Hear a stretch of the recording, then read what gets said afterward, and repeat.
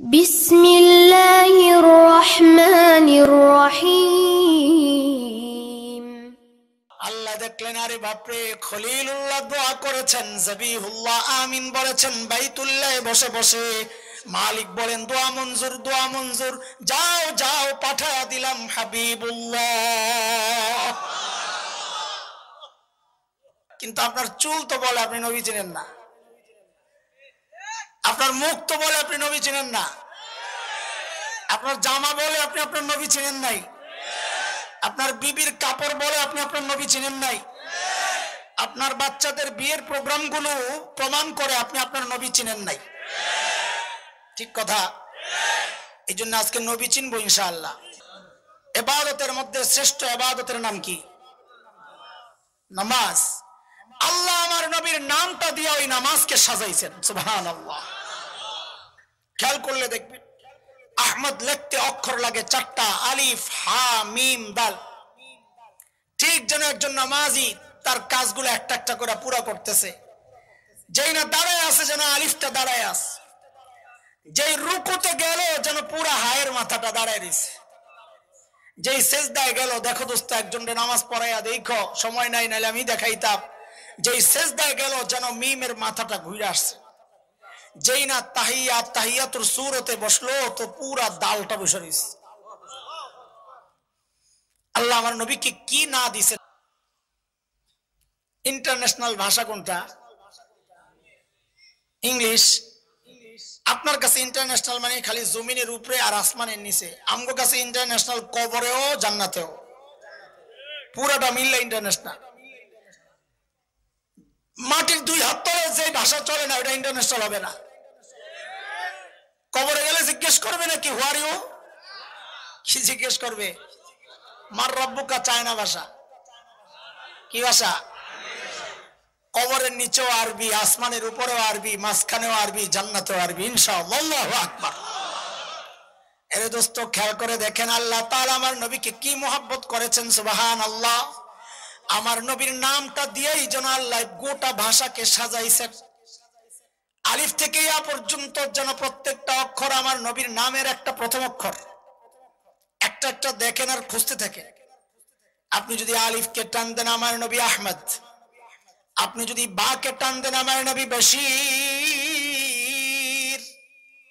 আপনি যদি তা কে টান দেন আমার নবী তাকি, সবচেয়ে বড় মুত্তাকি, আপনি যদি সা কে টান দেন আমার নবী আস-সাকিব, ধ্রুবতারা যার সাথে কারো তুলনা নাই, আপনি যদি জিম কে টান দেন আমার নবী জামিল, সবচেয়ে সুন্দর, আপনি যদি হা কে টান দেন আমার নবী হামিদ, সবচেয়ে বড় প্রশংসাকারী, প্রশংসিত, আপনি যদি খা কে টান দেন আমার নবী খাতামুন নবিয়্যিন, যার পরে আর কোন নবী নাই, আপনি যদি দাল কে টান দেন আমার নবী দাইয়ান ইলাল্লাহি বিইذনিহি ওয়া সিরাজাম মুনীরা।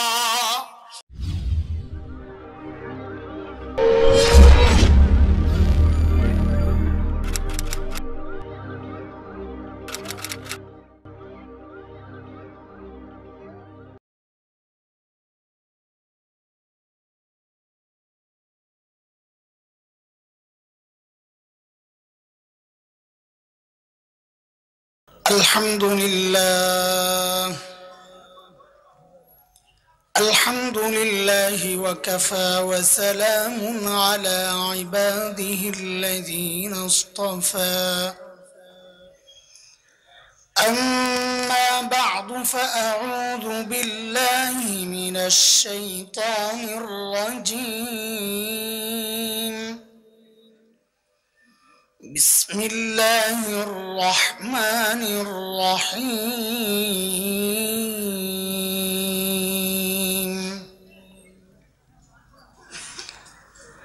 لقد من الله على المؤمنين إذ بعث فيهم رسولا من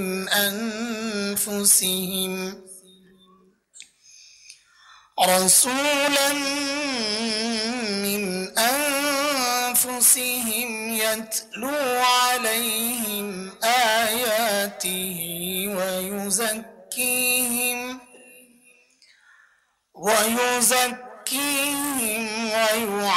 ويعلمهم الكتاب والحكمة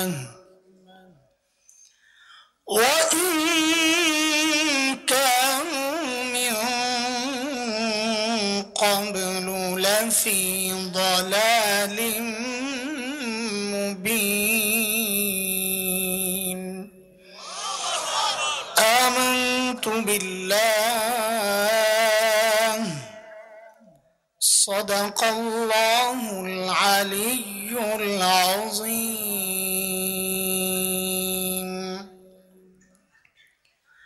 তালিমুল কোরআন বালিকা মাদ্রাসা কর্তৃক আয়োজিত আজকের এই ওয়াজ মাহফিলের চলতি অধিবেশনের সম্মানিত সভাপতি, উপস্থিত হযরত উলামায়ে কেরাম, মুরব্বিয়ানে আযম, দূর দূরান্ত থেকে আগত ইসলাম প্রিয় সুধী সমাজ, প্রিয় ছাত্র ভাইয়েরা, পর্দার আড়ালের মা ও বোন,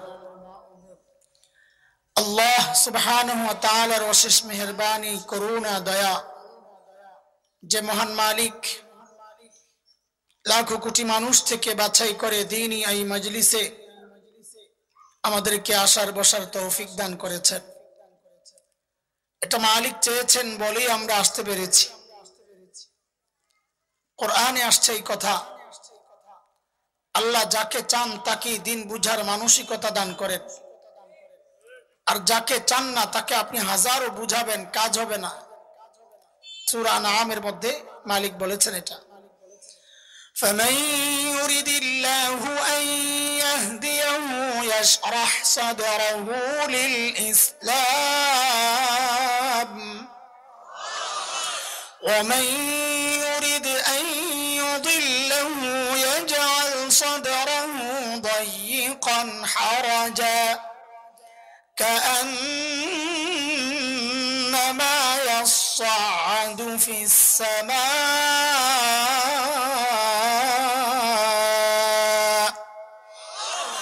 كذلك يجعل الله الرجس على الذين لا يؤمنون।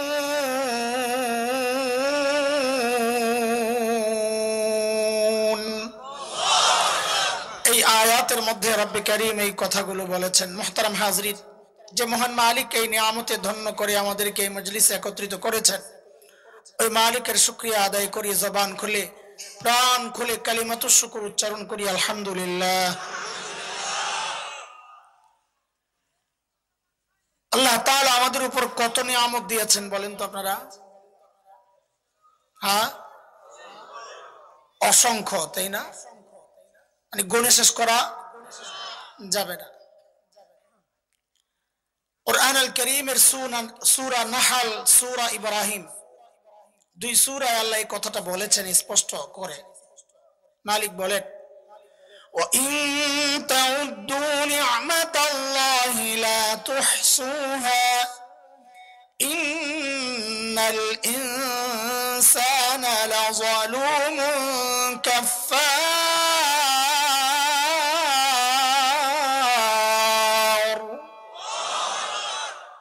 গনে গনে শেষ করা, কিন্তু এই নিয়ামতগুলোর মধ্যে কিছু নিয়ামত আছে ছোট, কিছু নিয়ামত আছে বড়। সব তো আর একরকম না, তাই না?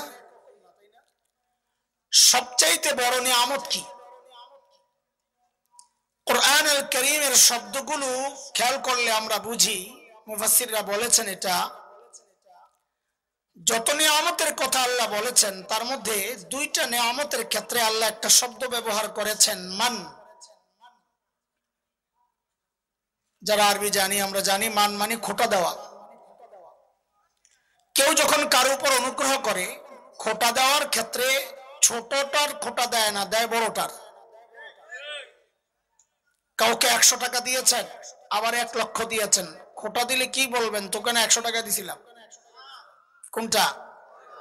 বড়টা। দুইটা নিয়ামতের ক্ষেত্রে আল্লাহ মান ব্যবহার করেছেন, বোঝা গেল ওই দুইটা নিয়ামত। মান মানে খোটা দেওয়া, যদিও আল্লাহর শানে খোটা দেওয়া এই অর্থ আমরা করতে পারি না। আমরা বলবো আল্লাহ তাআলা অনুগ্রহ প্রকাশ করেছেন দুইটা নিয়ামতের ক্ষেত্রে। যেই দুই নিয়ামতের ক্ষেত্রে আল্লাহ শব্দ মান ব্যবহার করেছেন, বুঝা গেল ওই দুইটা নিয়ামত বান্দার জন্য আল্লাহর পক্ষ থেকে সবচেয়ে বড় নিয়ামত। এর মধ্যে একটা হচ্ছে সূরা হুজুরাতের শেষ দিকে আসছে, মালিক বলেন يمنون عليك أن أسلموا قل لا تمنوا علي إسلامكم بل الله يمن عليكم أن هداكم للإيمان إن كنتم صادقين। আল্লাহ বলেন বান্দা তোমাকে যে আমি ঈমানের নিয়ামত দিয়েছি এটা তোমার জন্য আমার পক্ষ থেকে অন্যতম শ্রেষ্ঠ নিয়ামত। কোন নিয়ামত? কি নিয়ামত? ঈমানের নিয়ামত এক। দ্বিতীয় নিয়ামত যেটা আমি খুতবায় যে আয়াত তিলাওয়াত করেছি, মালিক বলছেন لقد من الله على المؤمنين إذ بعث فيهم رسولا من أنفسهم يتلو عليهم آياته ويزكيهم ويعلمهم الكتاب والحكمة وإن كانوا من قبل لفي ضلال মুবিন।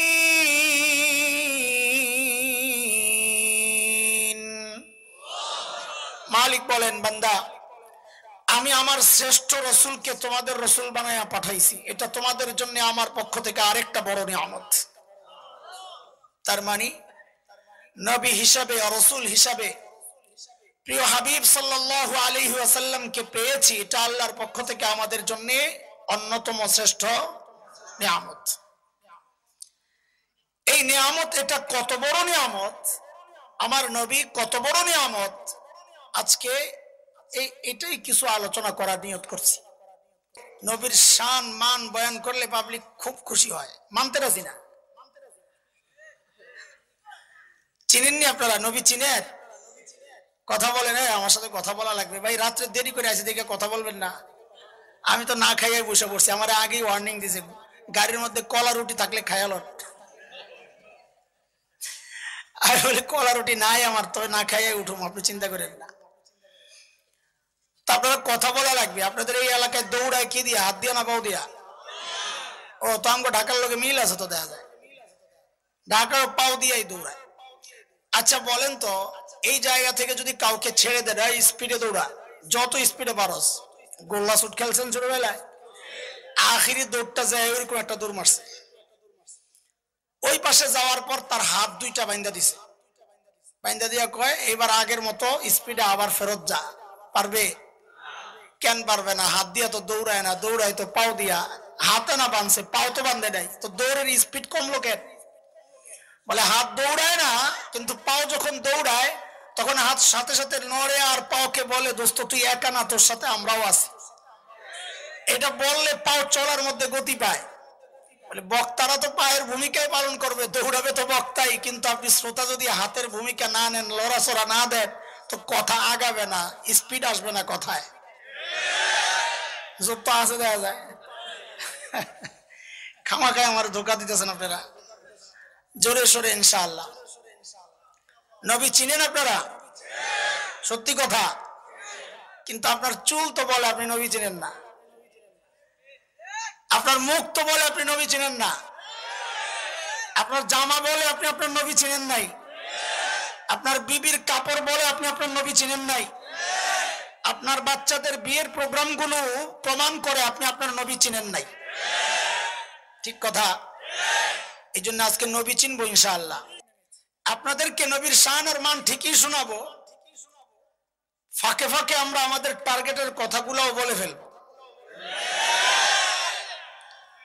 এটা একটা কৌশল, এটা একটা কৌশল।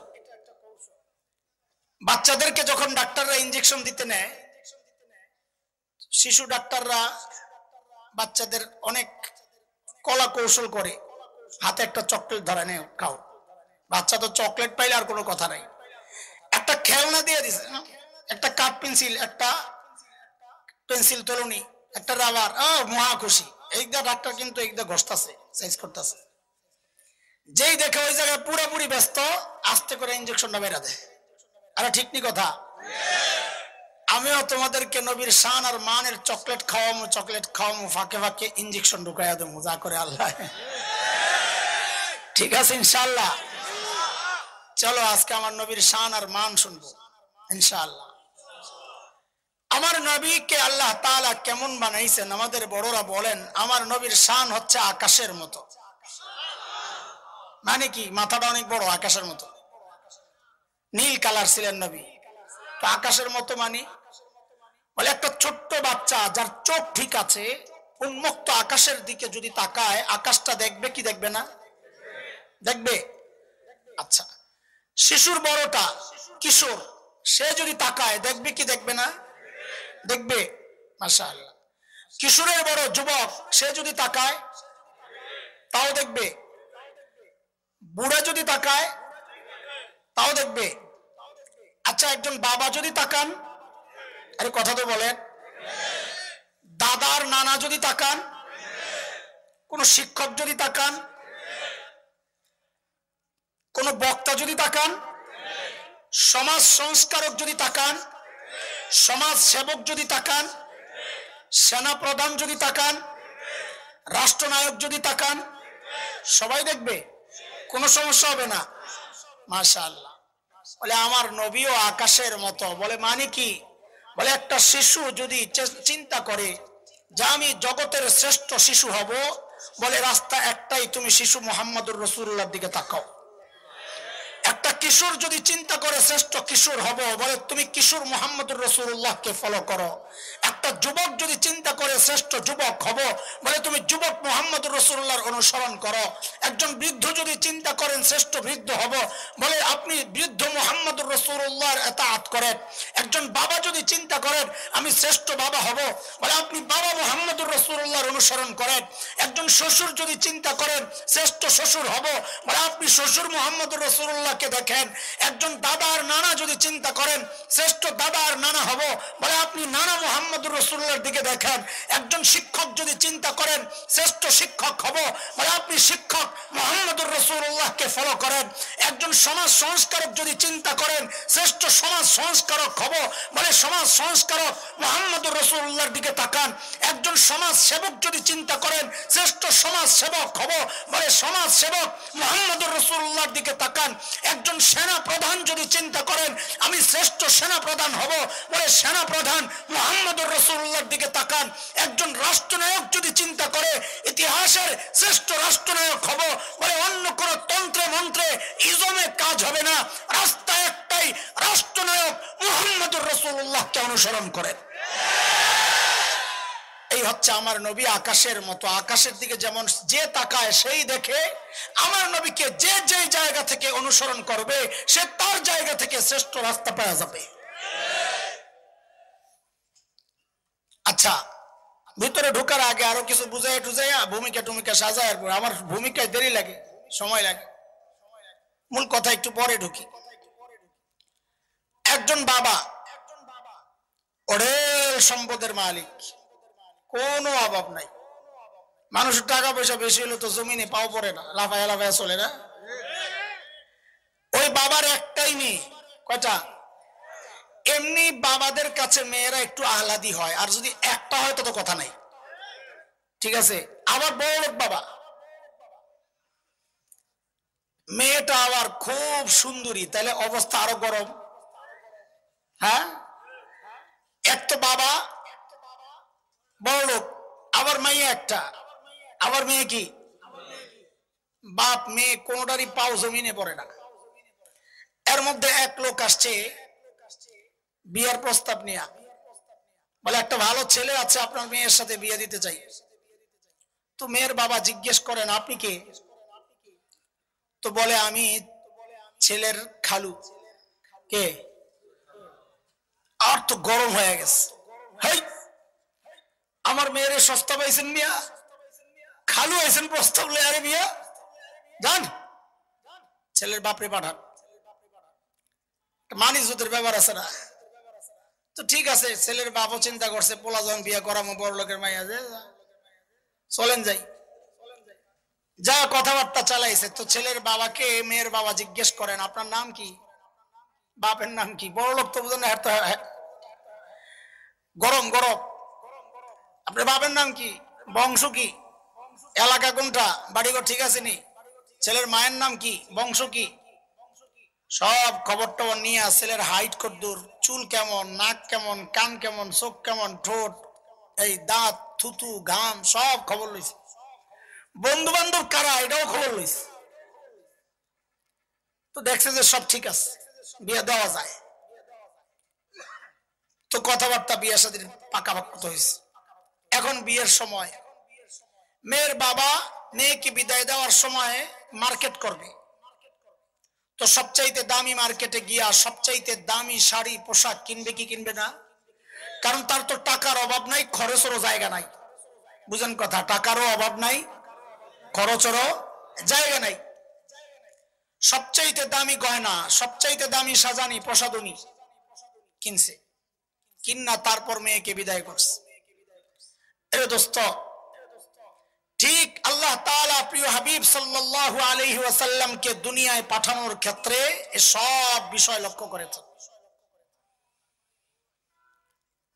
প্রথম কথা যে আমার নবীকে আমি দুনিয়ায় ফ্রিতে পাঠাবো না। ফ্রি জিনিসের দাম থাকে না। মানুষ যে জিনিস যত বেশি কষ্ট করে অর্জন করে, ওই জিনিসের কদর আর দাম মূল্য তার কাছে তত বেশি থাকে। তো আল্লাহ তাআলা সিদ্ধান্ত নিয়েছেন নবীকে দুনিয়ায় পাঠাবেন, কিন্তু ফ্রি পাঠাবেন না, প্রস্তাব দেওয়া লাগবে। বলে প্রস্তাব দিয়া আমার নবীকে নেওয়া লাগবে, চাইয়া নিতে হবে, চাইয়া।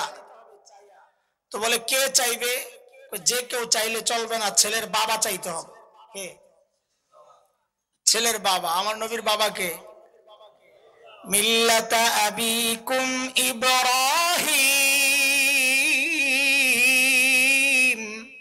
হুয়া সাম্মাকুমুল মুসলিমিন।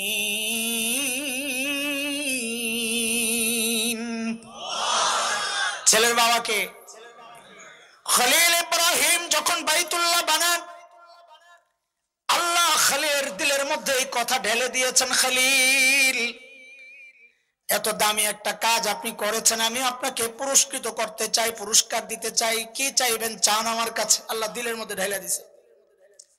খলিল চিন্তা করেছেন সারা জিন্দেগি মালিকের কাছে চেয়ে চেয়ে পাইলাম জমজম ওয়ালা ইসমাইল। কাকে? খলিল চিন্তা করলেন এইবার আমি ছোট মোটো আর কিচ্ছু চাইবো না, চাইবো সবচেয়ে বড়টা। চায়া বসছেন আল্লাহর কাছে, আল্লাহ আমি চাই এইবার আপনার কাছে জমজম ওয়ালা না, আমি চাই কাউসার ওয়ালা। ও ভাই, কোরআনের কথা। খলিল হাত উঠাইছেন, রব্বানা ওয়াবআথ ফীহিম রাসূলান মিনহুম ইয়াতলু আলাইহিম আয়াতিক ويعلمهم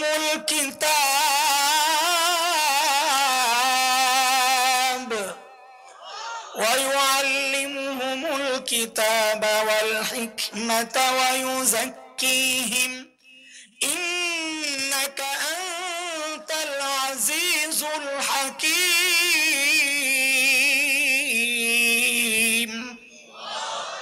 আল্লাহ আমি চাই জমজম ওয়ালা না, কাউসার ওয়ালা। কি চাই? শ্রেষ্ঠ রসুলকে দেন। দোয়া করছেন কে? আমি যা বলি তা বলেন তো, শুনতেও মজা লাগবে, বলতেও মজা লাগবে। খলিলুল্লাহ বলেন। আর দোয়া করছেন কে? পাশে কিন্তু বসে আছেন জবিহুল্লাহ। কে জবিহুল্লাহ? কে? ইসমাঈল আলাইহিস সালাম। দোয়া করছেন কে? পাশে বসে আছেন কে? ওই যে দরখাস্ত পাঠাইছেন আল্লাহর কাছে প্রস্তাব, ওই দরখাস্তের মধ্যে আমিন বইলা সুপারিশ করেছেন জবিহুল্লাহ। বলেন তো দোয়া করলেন কে? সুপারিশ করলেন কে? যে অফিসে বসে বসে কারবার চলছে, অফিসের নাম বাইতুল্লাহ। বলেন তো আবার মজা নিয়া নিয়া চকলেট খাও। দোয়া করলেন কে? সুপারিশ করলেন কে? অফিসের নাম কি? আল্লাহ দেখলেন আরে বাপরে, খলিলুল্লাহ দোয়া করেছেন, জবিহুল্লাহ আমিন বলেছেন বাইতুল্লাহ বসে বসে। মালিক বলেন দোয়া মঞ্জুর, দোয়া মঞ্জুর, যাও যাও পাঠায়া দিলাম হাবিবুল্লাহ।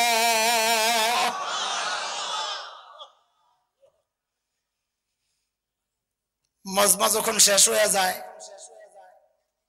প্রধান বক্তা অথবা শেষ বক্তা, আজকে তো প্রধান বক্তা আগে গেছে, শেষ বক্তা আসছে পরে, তো মজমা একটু এলোমেলো হয়ে যায়, মানুষ একটু হাঁটাহাঁটি করে, কেউ বসে থাকে চুপচাপ, যা আর ওড়াউড়ির কারণে জায়গাটা গরম করছে, সাইরা লাভ নাই। কেউ একটু বাদাম টাদাম টিপে যায়, আশপাশে ঘুরে, আবার কেউ কেউ আল্লাহর বান্দা আছে দূরে যায়, শয়তানের লেঞ্জাটা নেই, আছে না? আছে।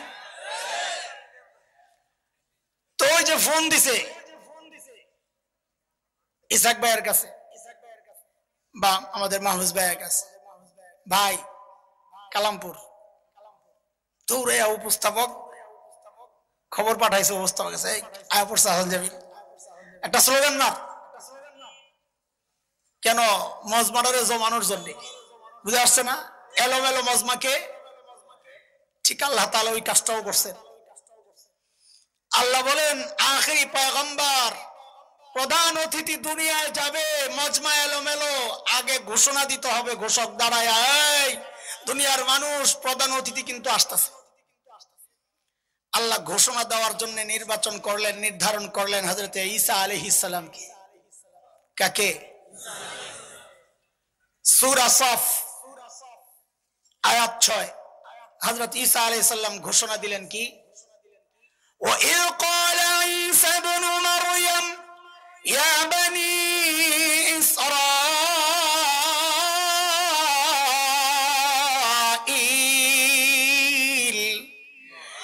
إِنِّي رَسُولُ اللَّهِ إِلَيْكُمْ مُصَدِّقًا لِمَا بَيْنَ يَدَيَّ مِنَ التَّوْرَاةِ وَمُبَشِّرًا بِرَسُولٍ يَأْتِي مِن بَعْدِي اسْمُهُ أَحْمَدُ। ঘোষণার মূল কথা ছিল দুইটা। কয়টা? ঘোষণা দিয়ে দিলেন কিয়ামতের আগে হযরত ঈসা আলাইহিস সালাম দুনিয়ায় আবার আসবেননি। কি জন্য আসবেন জানেননি আপনারা? অনেক কারণ আছে, অনেক কারণ। যেমন একটা কারণ, দোয়া করছেন আল্লাহর কাছে, আল্লাহ আখেরি পয়গম্বরের উম্মতের এত দাম, সুবহানাল্লাহ, আমিও যদি হইতাম। তো আল্লাহ দোয়া কবুল করছেন, আচ্ছা যান, আপনি আখেরি পয়গম্বরের উম্মত হইতে মন চাইছে, যান, তো কিয়ামতের আগে আবার পাঠাবেন। কিন্তু এই প্রসঙ্গে একটা ভয়ঙ্কর প্রশ্ন জাগে, ওই জন্য জিজ্ঞেস করছি সিপা গলিতে ঢুকবো কিনা, কারণ ওই চোরা গলিতে অনেক দেরি লাগে ফিরতে, হারায়া যাইতে হয়, কই কই জায়গা খবরও থাকে না। একটা প্রশ্ন জাগে, আহলুস সুন্নাহ ওয়াল জামাতের আকীদা হচ্ছে সমস্ত নবীদের মর্যাদা সমস্ত মাখলুকের মধ্যে শ্রেষ্ঠ, এমনকি ফেরেশতাদের চেয়েও। ফেরেশতাদের চেয়ে নবীদের মর্যাদা বেশি। কারণ হচ্ছে ফেরেশতারাও গুনাহ করেন নাই। সূরা তাহরীম আয়াত 6, লা ইয়াসুনাল্লাহা মা আমারাহুম ওয়া ইয়াফআলুনা মা ইউমারুন। ফেরেশতারাও কোনো গুনাহ করেন নাই, নবীরাও কোনো গুনাহ করেন নাই, কিন্তু ফেরেশতাদের গুনাহ করার যোগ্যতাই ছিল না, নবীদের গুনাহ করার যোগ্যতা ছিল, করেন নাই, এই জায়গায় শ্রেষ্ঠত্ব। আমাদের অনেক ভাই আকীদা পোষণ করে যে নবীদের গুনাহ করার যোগ্যতাও ছিল না, আমাদের মতো মানুষ না, এটা ভুল। একজন মানুষ জন্মান্ধ, জন্ম থেকেই অন্ধ, ওয়াজ শুনছে, চোখের হেফাজত করা অনেক সওয়াবের কাজ, আলহামদুলিল্লাহ, জীবনে কারো দিকে তাকাই নাই হারাম জায়গায়, এটার কোনো কৃতিত্ব আছে? মানুষ হাসবে না? জন্ম থেকেই পাও নাই, দুইটা পাও সারা জন্ম নিছে, গর্বের সাথে বলে আমার জীবনে আমি আমল কি করছি না করছি জানি না, তবে একটা কাজ বড় ভালো করছি, আমার জীবনে আমি কাউরে লাথি দিই নাই। এটার কোন মান আছে? পাও আছে, লাথি দেয় নাই, চোখ আছে, দেখে নাই, তাইলে না সম্মান। নবীদের গুনাহ করার ক্ষমতা ছিল, করেন নাই, এর মধ্যে হলো সম্মান, মর্যাদা। তো হযরত ঈসা আলাইহিস সালাম নবী ছিলেন কিনা? কথা কর। নবুয়তের যত দামই হোক নবুয়তের মর্যাদার চেয়ে তো বেশি না। কারবারটা কেমন হইলো? এক জায়গায় এক কমিশনারের প্রশংসা হচ্ছে, এমপি সাহেব লাভ দিয়ে দাঁড়ায় কয় আমারও কমিশনার বানায়া দেন। ব্যাপারটা এমন হইলো না? হযরত ঈসা আলাইহিস সালাম তো মর্যাদা উঁচা, তিনি কেন আখেরি পয়গম্বরের উম্মত হতে চাইলেন? তাহলে তিনি তার শ্রেষ্ঠত্বের মর্যাদার থেকে নিচে নামতে চাইলেন না? আরে কথা বুঝেন নাই? এমপি সাহেব কমিশনার হতে চাইছে, সোজা কথা। কত প্রশ্ন জাগে এরকম আপনাকে মাথায়। আমরা ঢাকায় মানুষ বিরিয়ানির পাগল, আপনাকে কি অবস্থা জানি না। আমরা খুব বিরিয়ানি খাই, আজকে দুপুরও খাইছি আলহামদুলিল্লাহ। এক হোটেলে এক বিরিয়ানি পাগল গেছে খাইতে, সামনে বিশাল ডিশ বিরিয়ানির, এই মশলার গ্রান বের হইতেছে, ধোঁয়া উঠতেছে, মাশাআল্লাহ গ্রান আর গ্রান। তো হোটেল বয় আইসা বলে, স্যার আমাদের রেস্টুরেন্টের একটা আরেকটা স্পেশাল জিনিস আছে। বলে কি? বলে চাটনিটা হেভি টেস্ট, দিব? দে দে। বলেন তো বিরিয়ানির দাম বেশি না চাটনির দাম বেশি? এই লোক যে চাটনি খাইতে চাইছে বিরিয়ানিরে বাদ দিয়া না বিরিয়ানিরে রাখিয়া? কথা বলেন না। হযরত ঈসা আলাইহিস সালাম নবুয়তের মর্যাদা পাইয়াও যে আখেরি পয়গম্বরের উম্মত হতে চাইছেন, দোস্ত নবুয়তের বিরিয়ানির প্লেট তো সামনে আছে, কিন্তু তিনি চাইছেন আখেরি পয়গম্বরের উম্মতের ওই চাটনিটারে মিলাইয়া বিরিয়ানির স্বাদটারে বাড়াইতে, বিরিয়ানি বাদ দিয়া না। বুঝে আসছেনি কথা? বাদ। এটা একটা কারণ, কিয়ামতের আগে ঈসা নবীর আবার আসা। দ্বিতীয় কারণ হচ্ছে, ও ঈসা নবী, আপনি তো আমার প্রধান অতিথির আগমনের ঘোষণা দিয়েছিলেন, তাই না? তো আপনি কিয়ামতের আগে আবার যান দুনিয়ায়, যাইয়া মজমা শেষের ঘোষণাটা আপনি দিয়ে আসেন। ঘোষক তো আপনি। প্রধান বক্তার আগমনের ঘোষণা বা অন্যান্য ঘোষণা যে দেয়, মজমা শেষের ঘোষণাও তিনিই দেন। হযরত ঈসা আলাইহিস সালাম যেহেতু প্রধান বক্তার আগমনের ঘোষণা দিয়েছেন, বলে মজমা শেষের ঘোষণাও আপনি দিয়ে আসেন, যান। আল্লাহ এই জন্য কিয়ামতের আগে নবী ঈসাকে আবার পাঠাবেন। বাদ দেন, চলেন। হযরত ঈসা আলাইহিস সালামের ঘোষণার মূল কথা ছিল দুইটা। কয়টা? খেয়াল করেন। এক নম্বর হচ্ছে, ইয়া বনি ইসরাঈল ইন্নী রাসূলুল্লাহ ইলাইকুম, ও বনি ইসরাঈল, আল্লাহ আমাকে তোমাদের রাসূল বানাইয়া পাঠাইছেন। এই কথাটা আমার সাথে দুইবার বলবেন আপনারা। বলেন, ও বনি ইসরাঈল, আল্লাহ আমাকে তোমাদের রাসূল বানাইয়া পাঠাইছেন। আবার বলেন, ও বনি ইসরাঈল, আল্লাহ আমাকে তোমাদের রাসূল বানাইয়া পাঠাইছেন। ওই যে আমি ইনজেকশন দেবো, যে এই প্রথম ইনজেকশনের সুই এটা, আমি তখন চামো ওই যে সুইটা দে, তখন বাই করে দিয়েন, এখন না রাখেন, এটা আপাতত। এটা এক ঘোষণা। দ্বিতীয় ঘোষণা, অমুবাশশিরাম বিরাসূলিন ইয়াতি মিন বাদি ইসমুহু আহমদ, যে প্রধান বক্তা আসছেন, সুসংবাদ শোনো, যার নাম হবে আহমদ।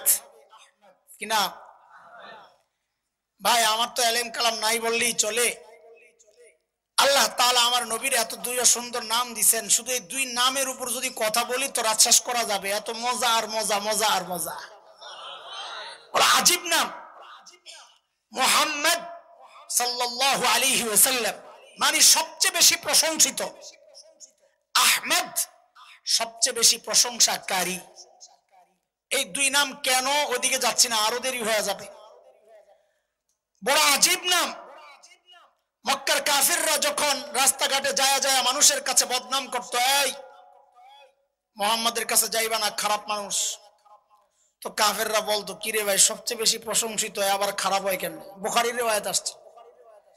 এরা এসে পরামর্শ সভা ডাকছে, এই খাইছে রে, মুহাম্মদ নাম পাল্টাই দেবো, এই নাম দিয়ে বদনাম করা যাবে না। তাহলে কি নাম রাখবা? তো বলে মুজাম্মাম রাখো, সবচেয়ে বেশি নিন্দিত। এখন হাটে ঘাটে বাজারে যায়া বলে, এই মুজাম্মাম খারাপ মানুষ, তার কাছে যাইবা না। এখন মানুষ জিজ্ঞেস করে, মুজাম্মাম কেডা? লাগছেনি বেশ কয় বাইরে আগের ডাই বালা। আল্লাহ আমার নবীর এমন এক নাম রেখেছেন, তুমি সারা জিন্দেগি বদনাম করবা, দিন শেষে যখন জিজ্ঞেস করা হবে কার বদনাম করলি রে, বলে যিনি সবচেয়ে বেশি প্রশংসিত। তুই কি পাগল নাকি কোন? অথচ নবীর দুশ্মনদের নামগুলো যেন আল্লাহ আগের থেকে ফিট করে রাখছেন। আবু জাহেল একটা, এটা বাদ দিলাম। সাম্প্রতিক কালের দেখেন ফ্রান্সের প্রেসিডেন্টের নাম কি?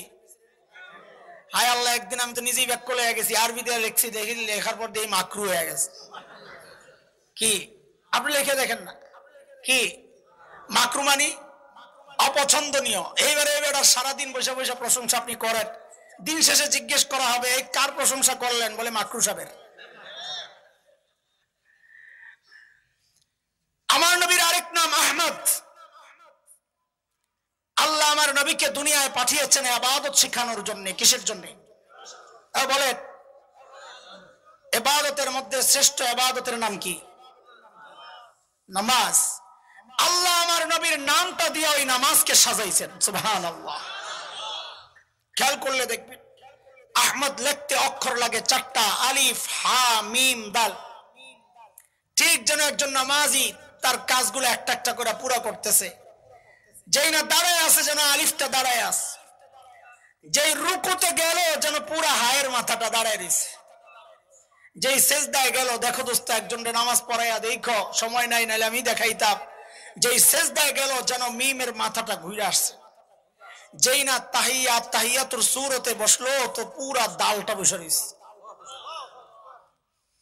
আল্লাহ আমার নবীকে কি না দিছেন, সব সেরা সেরা জিনিস দিয়ে। ওই যে বাবা যেমন মেয়েকে সেরা সেরা জিনিস দিয়ে সাজায়া দেয়, আল্লাহ নাক দিছেন তো সেরা নাক দিছেন, চোখ দিছেন তো সেরা চোখ দিছেন, দাঁত দিছেন তো সেরা দাঁত দিছেন, থুতু দিছেন তো সেরা থুতু, আরে এমনকি ঘাম দিছেন তো সেরা ঘাম। আমার আর তোমার ঘামের দুর্গন্ধে পাশে কেউ বসতে পারে না। সাহাবায়ে কেরাম আমার নবীর ঘাম সংগ্রহ করতেন, প্রোগ্রামের মধ্যে একটু ছেড়ে দিতেন, গোটা এলাকাটা সুঘ্রাণে মৌ মৌ করত। ইন্টারন্যাশনাল ভাষা কোনটা? ইংলিশ। আপনার কাছে ইন্টারন্যাশনাল মানে খালি জমিনের উপরে আর আসমানের নিচে, আমগো কাছে ইন্টারন্যাশনাল কবরেও জান্নাতেও, পুরোটা মিললে ইন্টারন্যাশনাল।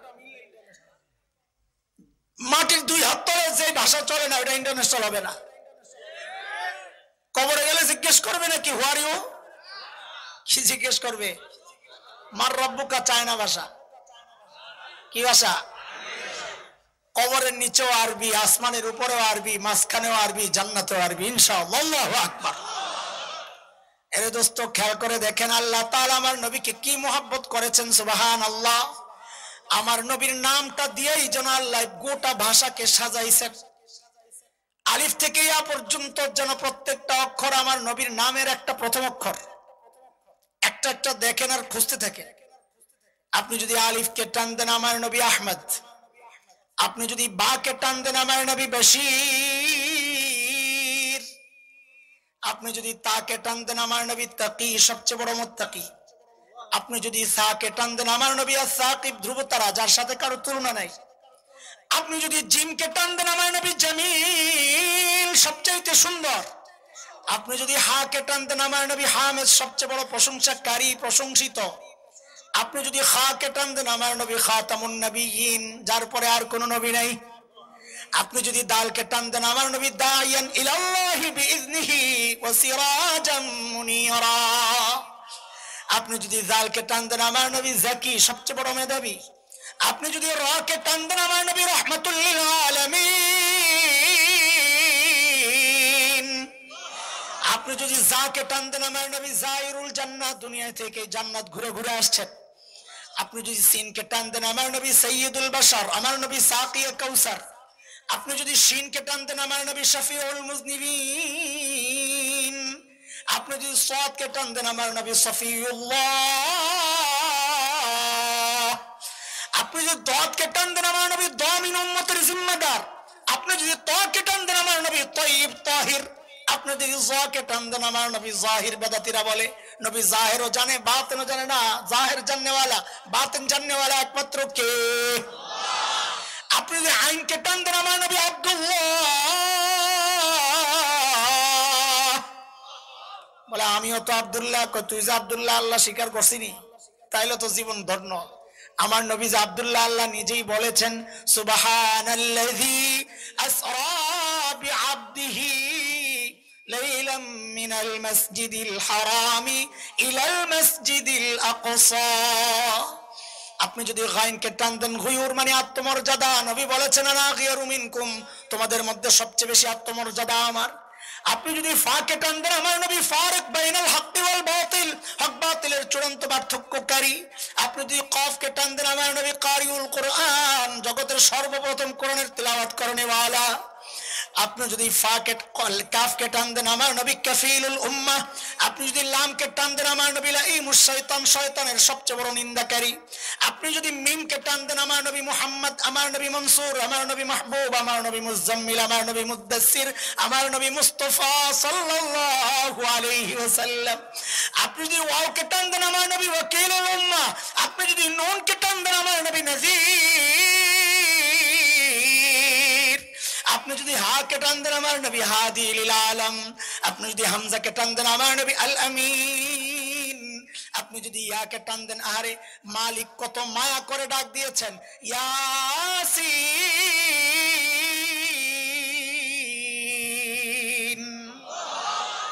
ও দোস্ত নবী চিনো তুমি?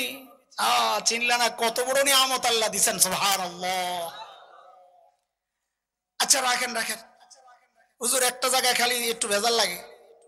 কোন জায়গায়? বলে আপনি তো বলছেন বাড়ি ঘরও দেখে মাইয়া বিয়া দেওয়ার সময় না, এই জায়গায় তো একটু কেমন কেমন লাগতেছে কেন? আল্লাহ তো নবীকে দুনিয়ার সবচাইতে সুন্দর জায়গা কাশ্মীর, সুইজারল্যান্ড এগুলোতে পাঠান নাই, পাঠাইছেন কোন জায়গায়?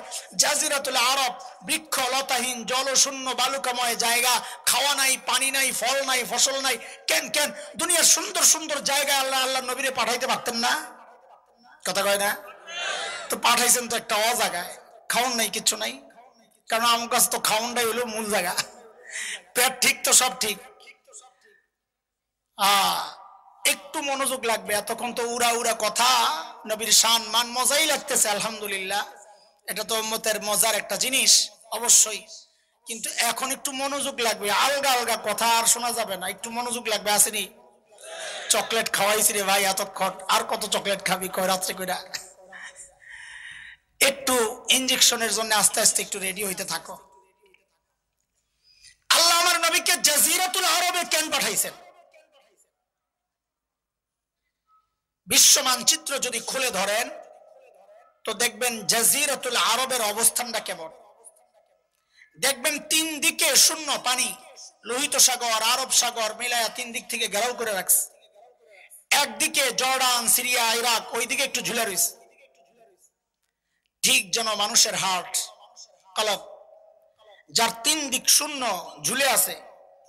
একদিক উপর দিয়া ঝুলে আছে, রক্তক দিয়া শরীরের সাথে সংযুক্ত। এই জন্য ভূতত্ত্ববিদরা জাজিরাতুল আরবের নাম দিছে জিওগ্রাফিক হার্ট। মানচিত্র, গোটা মানচিত্রের মধ্যে এটা হচ্ছে হার্ট, দুনিয়ার হার্ট। এটা ঝুলে রয়েছে যে দেখতে হার্টের মতো লাগে। আল্লাহ তাআলা আমার নবীকে ওই হার্টের মধ্যে কেন পাঠাইলেন, জাজিরাতুল আরবে কেন পাঠাইলেন, ওটা বোঝার জন্য আরেক জায়গায় যাইতে হবে। চলেন, আমার নবী দুনিয়ায় আসার আগ পর্যন্ত যত দর্শন ছিল, দার্শনিকরা ছিল, গ্রিক দর্শন, রোমান দর্শন, ব্যাবিলন, ইরাকি, বাগদাদি, মিশরীয়, পারস্য, সমস্ত দার্শনিকদের একটাই কথা, মানুষকে নিয়ন্ত্রণ করে তার ব্রেন। কে? সর্বপ্রথম গোটা দুনিয়ার দার্শনিকদের বিরুদ্ধে দাঁড়াইয়া ঘোষণা দিলেন আমার নবী, এই না, মানুষকে তার ব্রেন নিয়ন্ত্রণ করে না, মানুষকে নিয়ন্ত্রণ করে তার হার্ট। একাডেমিক লেখাপড়া নাই, অথচ কি ঘোষণা দিয়া দিলেন গোটা দুনিয়ার দার্শনিকদের বিরুদ্ধে। আজকের চিকিৎসা বিজ্ঞানীরাও স্বীকার করতে বাধ্য হয়েছে যে হ্যাঁ, মানুষকে তার ব্রেন নিয়ন্ত্রণ করে না, করে হার্ট। নবী ঘোষণা দিলেন, আলা ইন্না ফিল জাসাদি মুদগা ইযা সালুহাত সালুহাল জাসাদু কুল্লু ওয়া ইযা ফাসাদাত ফাসাদাল জাসাদু কুল্লু আলা ওয়া হিয়াল কলব। পিসাবরা তো সারা জিন্দেগি এই হাদিস রে মানুষের আত্মা পরিশুদ্ধের পেছনে লাগাইছে। আমরা তো পিসাব না, আমরা একটু অন্য জায়গায়ও লাগাই, ঠিক আছে না? কোন বুঝেন নাই আপনারা? ও হুজুররা বুঝছে, আপনারা না বুঝলেও চলবো। এই হাদিস দিয়া তো মানুষের আত্মা পরিশুদ্ধের মেহনতের ওয়াজ যারা করে তারা এই হাদিসটা লাগায় দেন। আল্লাহর নবী বলেন, আরে আমার উম্মত, শরীরের ভেতরে একটা গোশতের টুকরা আছে, ওই গোশতের টুকরা যদি ঠিক হয়ে যায় গোটা বডি ঠিক, ওইটা বরবাদ হয়ে গেলে গোটা বডি বরবাদ। এইবার বুঝেন আল্লাহ তাআলা আমার নবীকে দুনিয়ার হার্টের মধ্যে কেন পাঠাইছেন? কারণ আমার নবী একমাত্র নবী যিনি বিশ্ব নবী। আল্লাহ তাআলা বিশ্ব নবীকে হার্টে পাঠাইছেন। ও নবী, হার্টে মেহনত করেন। ইদা সলুহাল কলব, হার্ট যদি ঠিক হয়ে যায়, সলুহাল জাসাদ কুল্লু, গোটা দুনিয়ার বডিটা ঠিক হয়ে যাবে। এর চরম বাস্তবতা হচ্ছে আজকের বিশ্ব, আজকে আরব বিশ্ব মানচিত্র খুলে দেখো, আজকের জাজিরাতুল আরব, ওই হার্টের মধ্যে গন্ডগোল শুরু হয়ে গেছে। ইসলাম মুসলমানদের অবস্থা বড় নাজুক। হার্ট যেহেতু পৌঁছে গেছে, গোটা দুনিয়া থেকে মুসলমানদের আখলাক, ঈমান, চরিত্র সব শেষ হয়ে গেছে। হার্ট যদি ঠিক হয়ে যায়, আজও যদি জাজিরাতুল আরব ঠিক হয়ে যায়, খোদার কসম গোটা দুনিয়া মুসলমান শাসন করবে। আরব বিশ্ব পচন ধরেছে, গোটা দুনিয়ায় পচন ধরেছে। কেন? এটা তো নবীরই কথা। ইদা সলুহাত সলুহাল জাসাদু কুল্লু ওয়া ইদা ফাসাদাত ফাসাদাল জাসাদু কুল্লু আলা ওয়াহিয়াল কলব। দুনিয়ার মানচিত্রের মধ্যে, গোটা দুনিয়ার মানচিত্রের মধ্যে হার্ট হচ্ছে জাজিরাতুল আরব। বুঝে আসছে কথা? এইবার বুঝেন আল্লাহ আমার নবীকে দুনিয়ার মাঝখানে কেন পাঠাইছেন? কই হার্টে মেহনত করার জন্য। যেহেতু নবী বিশ্ব নবী, যেন গোটা দুনিয়ায় নবীর হেদায়েতের নূর ছড়ায়া যায়। দুইটা উদাহরণ দিলে আরো ভালো বুঝবেন ইনশাআল্লাহ। একটা পুকুরের মধ্যে মাঝখানে যদি একটা ঢিল ছুড়েন, তো ঢেউটা সমান তালে চারিদিকে ছড়াবে, তাই না? কিন্তু যদি এক কিনারায় ছুড়েন, তো ঢেউটা একদিকে দ্রুততার সাথে এবং স্পিডে যাবে, শক্তিশালী ভাবে যাবে। আরেক দিকে ধীরে ধীরে যেতে যেতে দুর্বল হয়ে অনেক দেরিতে যাবে, তাই না? আল্লাহ আমার নবীকে গোটা দুনিয়ার মাঝখানে কেন পাঠাইছেন? যেহেতু আমার নবী একমাত্র বিশ্ব নবী, যেন হেদায়েতের নূর সমান তালে গোটা দুনিয়ায় ছড়ায়া যায়। একটা ছোট্ট গল্প শোনাই ভাই। আমি কিসসা কর পাবলিক না, তারপরে বোঝানোর জন্য বলতেছি, বুঝবেন যে আসলে কিসসাটা তো বুঝার জিনিস। আব্দুল গফফার রহমতুল্লাহ আলাইহি ছিলেন একজন বড় মুফাসসির, শাইখুল হাদিস আল্লামা আজিজুল হক রহমতুল্লাহ আলাইহির সঙ্গী, হযরত হাফিজ হুজুর রহমতুল্লাহ আলাইহির শাগরেদ। বড় মানুষ ছিলেন, সাইজেও ব্যক্তিত্বেও। তো হযরত একটা গল্প শোনাইছেন যে আমরা হিন্দুস্তান ইন্ডিয়াতে গেছি আলেমদের এক কাফেলা। সকালবেলা নাস্তা দিছে বড় প্লেটের মধ্যে গরম খিচুড়ি, ইন্ডিয়ানরা খায় খুব। গরম খিচুড়ির মাঝখানে একটু ঘি দিয়ে দিছে। তো গরমের তাপে ঘিটা গলে গেছে না? এখন সিস্টেম হইলো আঙ্গুল দিয়ে একটু লইবো আর ঘি লাগে মাইকা মাইকা খাইবো। এটা বড় মজার খানা। মুখলারে বাড়ি যায় খাইস দাদা।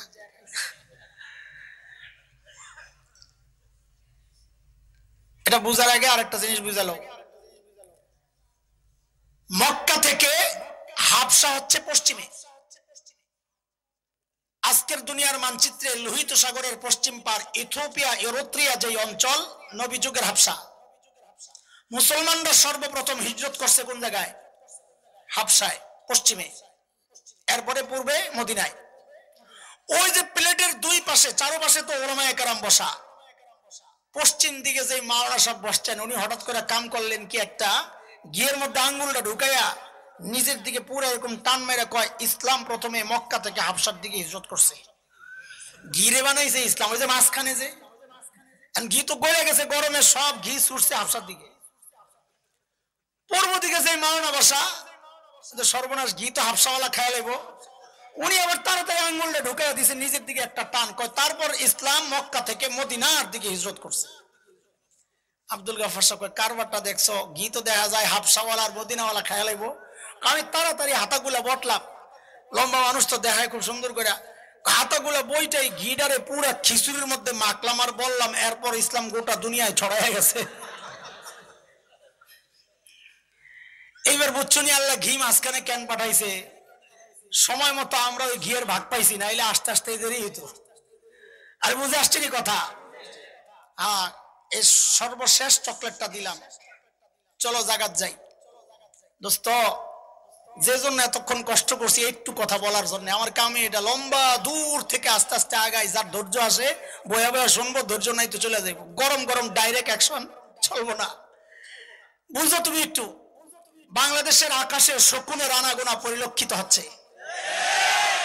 এর যুবক ভাই, তোদের বেশি সতর্ক হওয়া দরকার, কারণ পিঠাগুলা তোরাই খাবি। বুড়া করে পিটাইবো না, মায়া লাগবে। আমরা যখন দাঁড়ালাম দেওবন্দে 87, 97, 98, আমি তো ঠিক না, একদম পাতলা। আমাদের সাথে আপনাদের এই অঞ্চলের এক ভাই ছিলেন, মাহমুদ ভাই, ইয়া মোটা। মাহমুদ ভাই যায় সাদে ঘুমাইতো, পুলিশ ধরপাকড় করতেছে, গন্ডগোল। তা আমরা বলি, মাহমুদ ভাই আপনি এত ডরান কেন, সাদে ঘুমান কেন? ভাই রে, পুলিশ যদি তো করে পায় মায়া করে পিটাইবো না, পিটাইলে কি পাবো? আমার যদি পায় পিটাই আছে কি মজাটা পাইবো রে ভাই। তা আমার পরে বুঝে আসছে, আল্লাহ যদি কোনো কারণে আমগো দেওয়ান ভাই হুজুর জাহান্নামী হয়, ফিরিস্তারা পিটাই আছে কি মজাটা পাইবো রে ভাই। আল্লাহ হেদায়েত দিক, আল্লাহ হেদায়েত দিক। সুবহানাল্লাহ, পেট কি সুবহানাল্লাহ, আল্লাহু আকবার। আমার এক দোস্ত বলে, তুই এর বিরুদ্ধে আর বলিস, আগে তো খুব বলতাম, এর বিরুদ্ধে আর বলিস না কেন? আরে আমগো মধ্যে কত গন্ডগোল, হ্যাঁ তো গন্ডগোল নাই। আমগো কেউ বলে হাত কই বানবো বুকের উপরে, আহলে হাদিস ভাইরা, আমরা বলি নাভি বরাবর নিচে, হ্যাঁ কোনো গন্ডগোল নাই। কি জন্যে? একটা হাতই যায় না। লা হাওলা ওয়ালা কুওয়াতা ইল্লা বিল্লাহ। তো পিড়া খাইলে তোরাই খাবি, আমগো বুড়া করে পিড়াইবো না, আমগো দু একটা লাগাই তারে তো নেতা হিসাবে। এই জন্য সচেতন সতর্ক তোমগোই হওয়া দরকার। শোনো, কথা শোনো। বাংলাদেশের পার্বত্য অঞ্চল, উত্তরবঙ্গ, সীমান্ত এরিয়াগুলো হাজার হাজার খ্রিস্টান মিশনারিরা কাজ করতেছে। হাজার হাজার নয়, লক্ষ লক্ষ মুসলমানকে লোক দেখাইয়া ভুলভাল বুঝাইয়া খ্রিস্টান বানাচ্ছে। আসেনি খবর? গত কয়েক বছর আগে আমরা গেলাম দাওয়াতি কাফেলা নিয়ে মুরতাদ ভাইদের কাছে, বিশেষ করে দাওয়াত দেওয়ার জন্য, যে ভাই ইসলামে ফেরত আসো। এনজিওরা, মিশনারিরা, এরা পুলিশের কাছে যায় রিপোর্ট করেছে, ঢাকা থেকে কিছু মৌলবী আসছে, এদের মতিগতি ভালো মনে হচ্ছে না, মারামারি লাগতে পারে। পুলিশ আমাদেরকে ডাকাইলো, ভাই আপনারা কারা, কি চান? তো বললাম, ভাই আমরা নিরীহ মানুষ, মারামারি করার লোক না, লাঠি সোটা নাই, আমরা আসছি আমাদের মুরতাদ ভাইদেরকে দাওয়াত দিয়ে ইসলামে ফেরত আনার জন্য, এটাই আমাদের মিশন। তখন পুলিশ আমাদেরকে একটা প্রশ্ন করেছে। এই প্রশ্ন যখন আমি আপনাদের সামনে উত্থাপন করব, আমার মনে হয় ধারণা আপনাদের মনে মনেও কারো কারো ওই প্রশ্ন জাগবে যে হ্যাঁ, কথা তো ঠিকই আছে। কি? পুলিশের জিজ্ঞাসা, আচ্ছা হুজুর বলেন তো, আমরা মুসলমানরা কথার কথা দাওয়াত ও তাবলীগের মাধ্যমে গোটা দুনিয়া ইসলামের প্রচার করতেছি, আমেরিকায় চলে, ইউরোপে চলে, অস্ট্রেলিয়া, আফ্রিকা, রাশিয়া, গোটা দুনিয়া ইসলামের প্রচার করতেছি, আমাদেরকে তো তারা বাধা দেয় না, তো খ্রিস্টানদেরকে বাংলাদেশে তাদের ধর্মের প্রচার করতে আমাদের কেন এত মাথা ব্যথা? তার ধর্মের প্রচার সে করুক, আমার ধর্মের প্রচার আমরা করব। এটা পুলিশের কথা। এখন আপনাদেরও কারো কারো মনে মাথা এটা ঢুকছে যে কথা তো ঠিকই আছে, যার যার ধর্মের প্রচার সে করবে। লাকুম দিন হুকুম ওয়ালিয়া দিন, বুখারীর হাদিস। কি কই আছে? বুখারী শরীফে। লা হাওলা ওয়ালা কুওয়াতা ইল্লা বিল্লাহ। বুখারী তার তাফসীর আছে, ঠিকই আছে, কথা মিছা না। বিষয়টা কি? কেন আমরা এগুলা বাধার সৃষ্টি করি? তারা কেন বাধা দিতে পারবে না, আমরা কেন বাধা দিতে পারি? বিষয়টা কি? এতক্ষণ যা বুঝাইছি এই বিষয়ের জবাব এই পুরা কথার মধ্যে। বলে এই প্রশ্ন যার মাথায় জাগবে সে মূলত তার নবী চিনে নাই। কেন? আল্লাহ তাআলা আমার নবীর দুনিয়ায় আসার আগ পর্যন্ত যত নবী দুনিয়ায় পাঠিয়েছেন, সব নবীর সাথে তিনটা বিষয় ছিল নির্ধারিত। কয় বিষয়? এক নম্বর, ওই নবীর টাইম ছিল নির্ধারিত, নবুয়তের টাইম ছিল নির্ধারিত। আমার নবী একমাত্র নবী, বিশ্ব নবী যার টাইম নির্ধারিত না, তিনি কিয়ামত পর্যন্ত নবী, মাঝখানে আর কোন নবী আসবে না। যদি কেউ দাবি করে সে ভণ্ড, প্রতারক, মিথ্যুক, দাজ্জাল, কাজ্জাব। এক নম্বর। দুই নম্বর, আল্লাহ যত নবী দুনিয়ায় পাঠিয়েছে সমস্ত নবীদের অঞ্চল ছিল নির্ধারিত। আমার নবী একমাত্র নবী যিনি বিশ্ব নবী, যার অঞ্চল নির্ধারিত না, তিনি গোটা দুনিয়ার নবী। সহিহ হাদিসে আসছে, নবী বলেছেন ফুদ্দিলতু আলাল আম্বিয়া বিসিত, আল্লাহ তাআলা আমাকে সমস্ত নবীদের উপর মর্যাদা দিয়েছেন স্পেশাল 6টা বিষয় দিয়ে। এর মধ্যে একটা হচ্ছে উরসিলতু ইলাল খালকি কাফা, আল্লাহ আমাকে সমস্ত মানুষ নয়, কেবল সমস্ত মাখলুকের রাসূল বানায়া পাঠাইছেন। 3 নাম্বার, আল্লাহ তাআলা সমস্ত নবীদেরকে তার নির্দিষ্ট কওমের জন্য পাঠাইছেন। ওই যে শুইরে রেখে আসছি পিছনে, হযরত ঈসা আলাইহিস সালামের বক্তব্য, ইয়া বনি ইসরাইল ইন্নী রাসূলুল্লাহি ইলাইকুম, ও বনি ইসরাইল, আল্লাহ আমাকে তোমাদের রাসূল বানায়া পাঠাইছেন। এই যে হযরত ঈসা নিজে স্বীকার করতেছেন, আল্লাহ হযরত ঈসাকে কাদের রাসূল বানায়া পাঠাইছেন? কাদের? বনি ইসরাইলের। এইবার বুঝেন তারা কেন দাওয়াত দিতে পারবে না, আমরা কেন দিচ্ছি? কয়টা বুঝার আগে আরেকটু বুঝেন। ঢাকা 7-এর সংসদীয় আসনের এমপি ছিলেন, এক সময় মেয়রও ছিলেন মুক্তিযোদ্ধা জনাব সাদেক হোসেন খোকা, নাম মনে আছে না? ঢাকার মেয়র ছিলেন। তিনি আসেননি, এমপি আসেননি, এমপির টাইমও শেষ হয়ে গেছে। এলাকা কোনটা? ঢাকা 7, সূত্রাপুর, কোতোয়ালি। আপনাদের এই এলাকা কি নাম? সংসদীয় আসনের নাম কি? ধামরাই। ঢাকা 20, এমপি সাহেব কে? বেনজির সাহেব। বেনজির সাহেব। আচ্ছা বুঝেন, ধামরাইয়ের একদম প্রপারে বিশাল একটা অফিস খুলছে খোকা সাহেবের কিছু কর্মী, বিশাল সাইনবোর্ড লাগাইছে এমপি সাহেবের অফিস। বেনজির সাহেবের কর্মীরা যায় ধরছে, এই এটা কোন এমপির অফিস? আমরা থাকতে আবার কে অফিস করলো রে? বলে এটা সাদেক হোসেন খোকা সাহেবের অফিস। এখন বলেন বেনজির সাহেবের কর্মীরা করে সারবোনা বিটা লাগাইবো? বলেন বলেন, কারণ কি? প্রথম কারণ হচ্ছে তুই ভুল তো অন্যায় তো একটা করস, তাই অনেকগুলা করছস। এক অন্যায় তো খোকা সাহেবের এমপির টার্ম তো শেষ হয়ে গেছে অনেক আগে, এখন তো তিনি এমপি না। 2 নাম্বার, তার অঞ্চল এটা না, তার অঞ্চল তো ঢাকা 7, অফিস খুলছস ওই জায়গায় যায় খোল, তুই এনে কেন আসছস? এই 2 অপরাধের কারণে যদি তাদেরকে কেউ পিটায়, এই পিটানিটা ঠিক আছে না ভুল? বুঝা করেন, পরে পোল্টি মারতে পারবেন না। আপনারা বড় পোল্টি বাস, নিজেরটা ভালো বুঝেন, কিন্তু দিনের ব্যাপার আসলে ঘুরে যান। বলেন এদেরকে যদি কেউ পিটায়, পিটানিটা ঠিক আছে না ভুল? এইবার বুঝেন আমরা মুসলমানরা গোটা দুনিয়া ইসলামের দাওয়াত কেন দিতে পারি, খ্রিস্ট ধর্মের দাওয়াত বাংলাদেশে কেন চলবে না, এটা বুঝেন।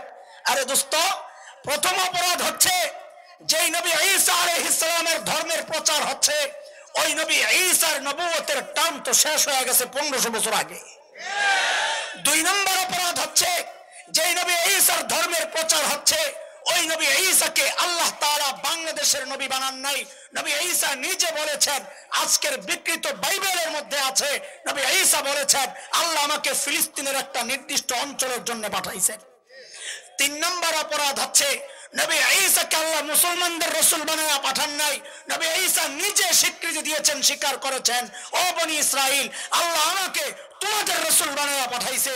একটা 2টা অপরাধ না, তারা 3টা অপরাধ করেছে। 2টা অপরাধের কারণে সাদেক হোসেন খোকার কর্মীরা যদি পিঠা খাওয়ার উপযুক্ত হয়, এই জায়গায় কেন পল্টি মারো? তারা তো 3টা অপরাধ করছে। আরে মুসলমানরা, আমরা তো সাম্প্রদায়িক অপশক্তি নয়, তাদের তো উপযুক্ত শাস্তি ছিল, তাদেরকে পিটায়া এই জমিন থেকে খেদানো দরকার ছিল। কথা বলেন ঠিক কিনা?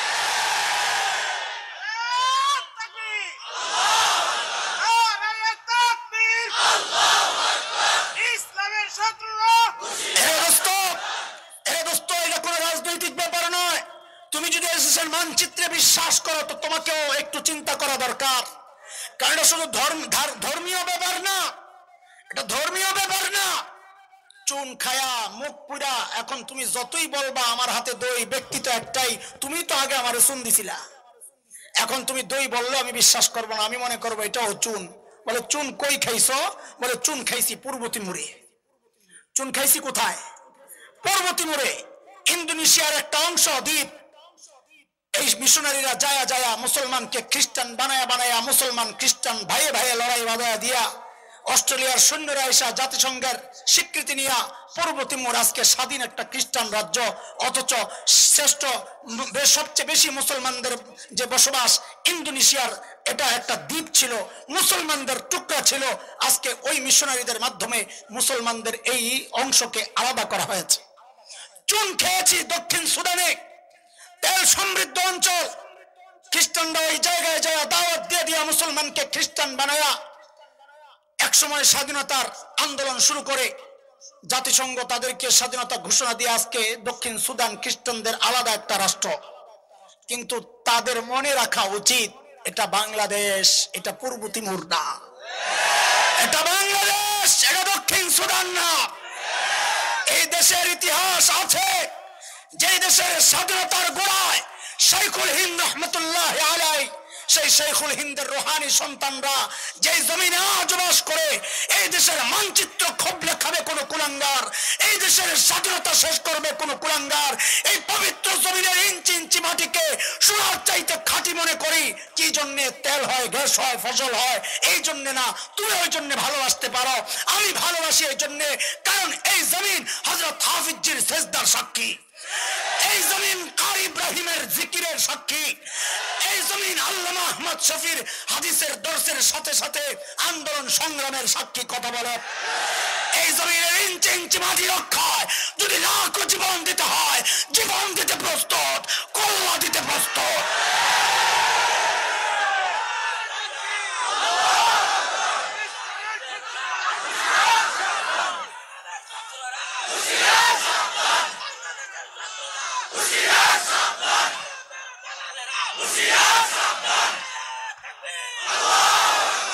আজকে এই কথাগুলো অনেকের সহ্য হয় না, যার এই কথা সহ্য হবে না খোদার কসম সে স্বাধীনতা বিরোধী। কথা বলে, মুসলমানরা যতদিন এদেশে বেঁচে থাকবে এদেশের স্বাধীনতা থাকবে, ইসলাম থাকবে না, স্বাধীনতা থাকবে না। কথা ঠিক কিনা বলে? মাঝে মধ্যে ভেসকি দেয় বিড়ালের দলেরা, এরা কি? এরা কি? বিড়াল বিড়াল বিড়াল বিড়ালরা ভেসকি দেয় তোমারে আর আমারে। মনে রেখো, 100টা বিড়াল দেখলেও বাঘ কিন্তু একটু ডরায় না, কিন্তু ওই একটা বাঘের লেন্স যদি 100টা বিড়াল দেখে সব পালাইতে থাকবো। কথা ঠিক কিনা? কথা আরে কথা ঠিক কিনা? তোরা বাঘের জাত, যাদের মালিক আরশে আজিমের রব, তাদের কোনো ভয় নাই। কথা বলো, মালিক জানায়া দিছেন ফাইন তাওয়াল্লাউ ফাকুল হাসবিয়াল্লাহ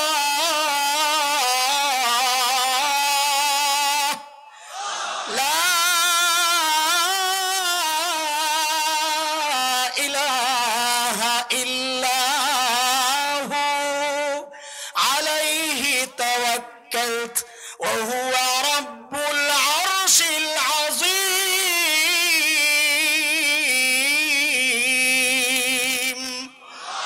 যাদের মালিক আরশে আজিমের রব, তাদের কোনো ভয় নাই। কথা বলো, আমার দেশ দখল করবা তাই না? শোনো কুলাঙ্গারেরা, শোনো, শাইখুল হিন্দের রুহানি সন্তানরা যতদিন এই জমিনে থাকে, আছে, বেঁচে থাকবে।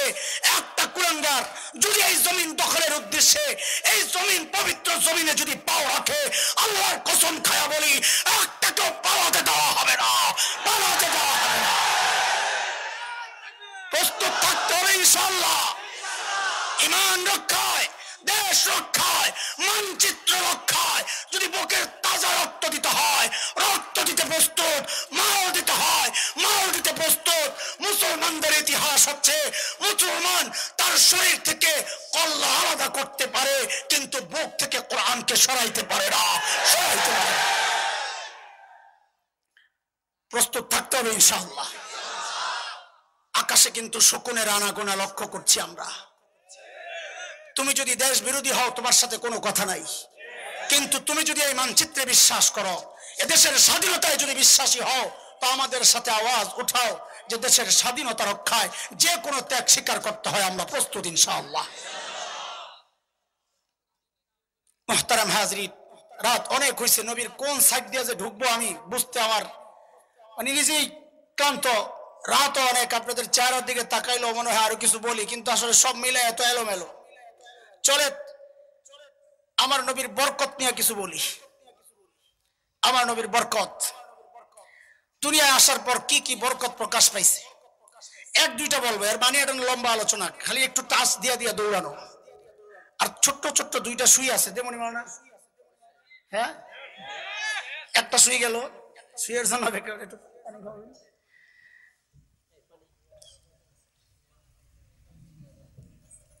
হযরতে আমেনা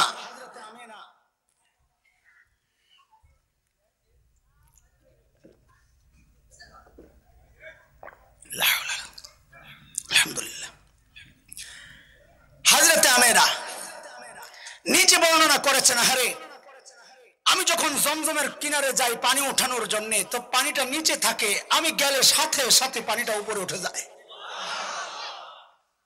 মক্কার মেয়েরা বলে, আমেনা বোন একটু অপেক্ষা করো, তুমি থাকলে আমরা পানি থাকতে থাকতে একটু পানিটা উঠাই, চলে গেলে পানি আবার নিচে চলে যায়। বরকত আর বরকত।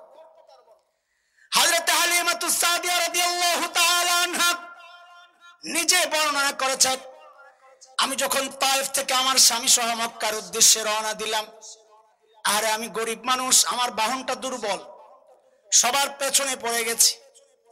মক্কায় গিয়ে শুনি সবাই ধনী ঘরের ছেলেগুলো আগে আগে আগে নিয়ে নিছে, একটা বাচ্চা শুধু খালি, তাকে কেউ নেয় না, কারণ এতিম বাবা নাই, টাকা মিলবে না।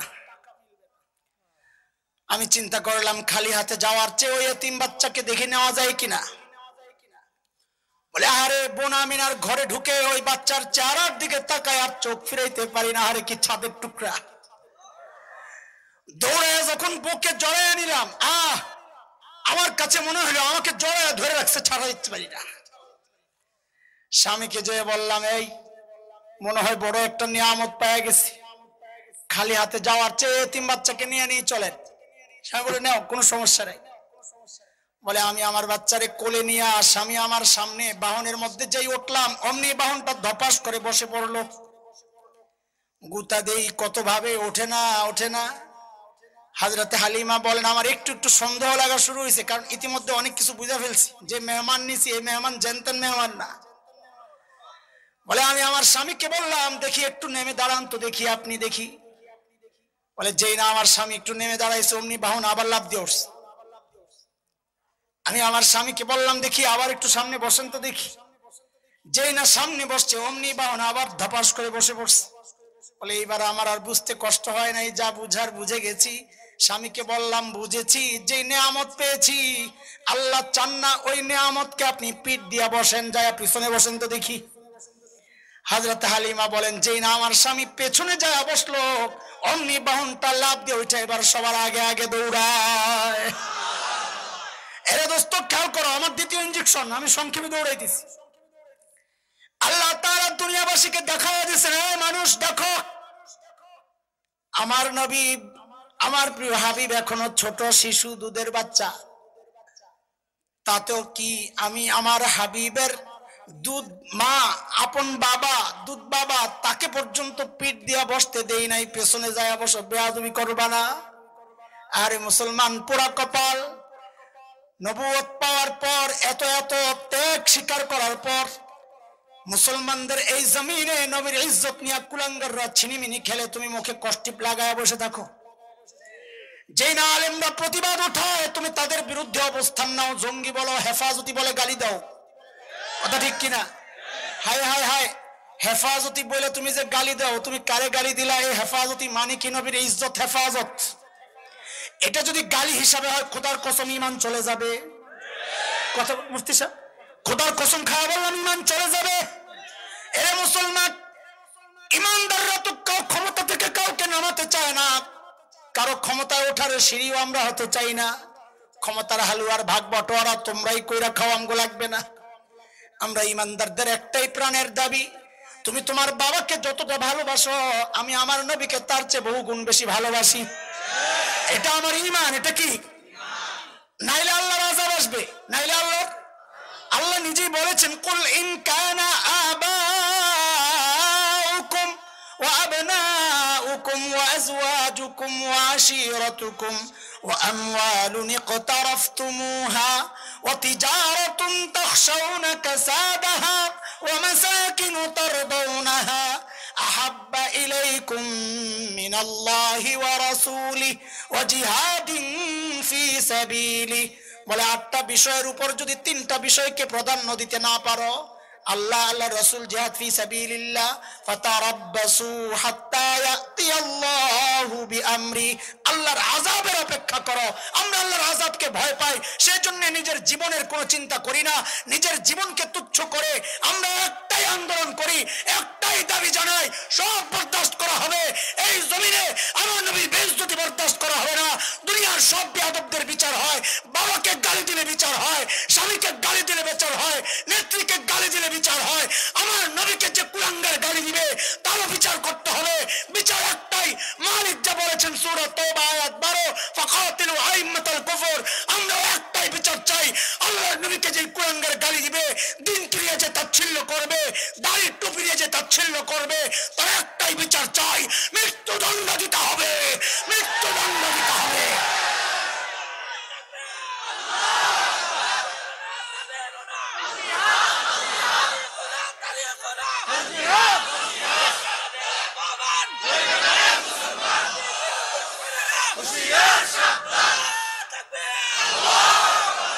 হযরত হালিমাতুস সাদিয়া বলেন, যেই বাহন ছিল সবার পেছনে পেছনে, এখন ওই বাহন সবার আগে আগে দৌড়ায়।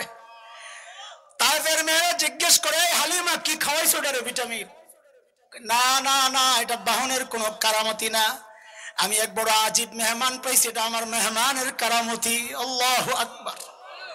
তাই পৌঁছার পর হযরত হালিমার বর্ণনা, আমার বকরিগুলো যখন ঘরে ফিরে উলানে ভরা দুধ। তাইফের মেয়েরা বলে, হালিমা তোমার বকরি কোন জায়গায় দুধ খাওয়ায়, ঘাস খায়, একটু দেখা দাও। আমরা যেমন মোটা পোলাপান দেখলে বলে, তোর বাপে কোন দোকানের চাল খাওয়ায় রে, ঠিক না? তাইফের মেয়েরা হালিমারে যায় ঠিক ওই কথাই কইছে, বোন তোমার ছাগলগুলা কই ঘাস খায়, একটু দেখা দাও না। হালিমা বলে, না ছাগলেরও কেরামতি না, এটা ঘাসেরও কেরামতি না, এটা আমার কুরাইশি মেহমানের কারামতি।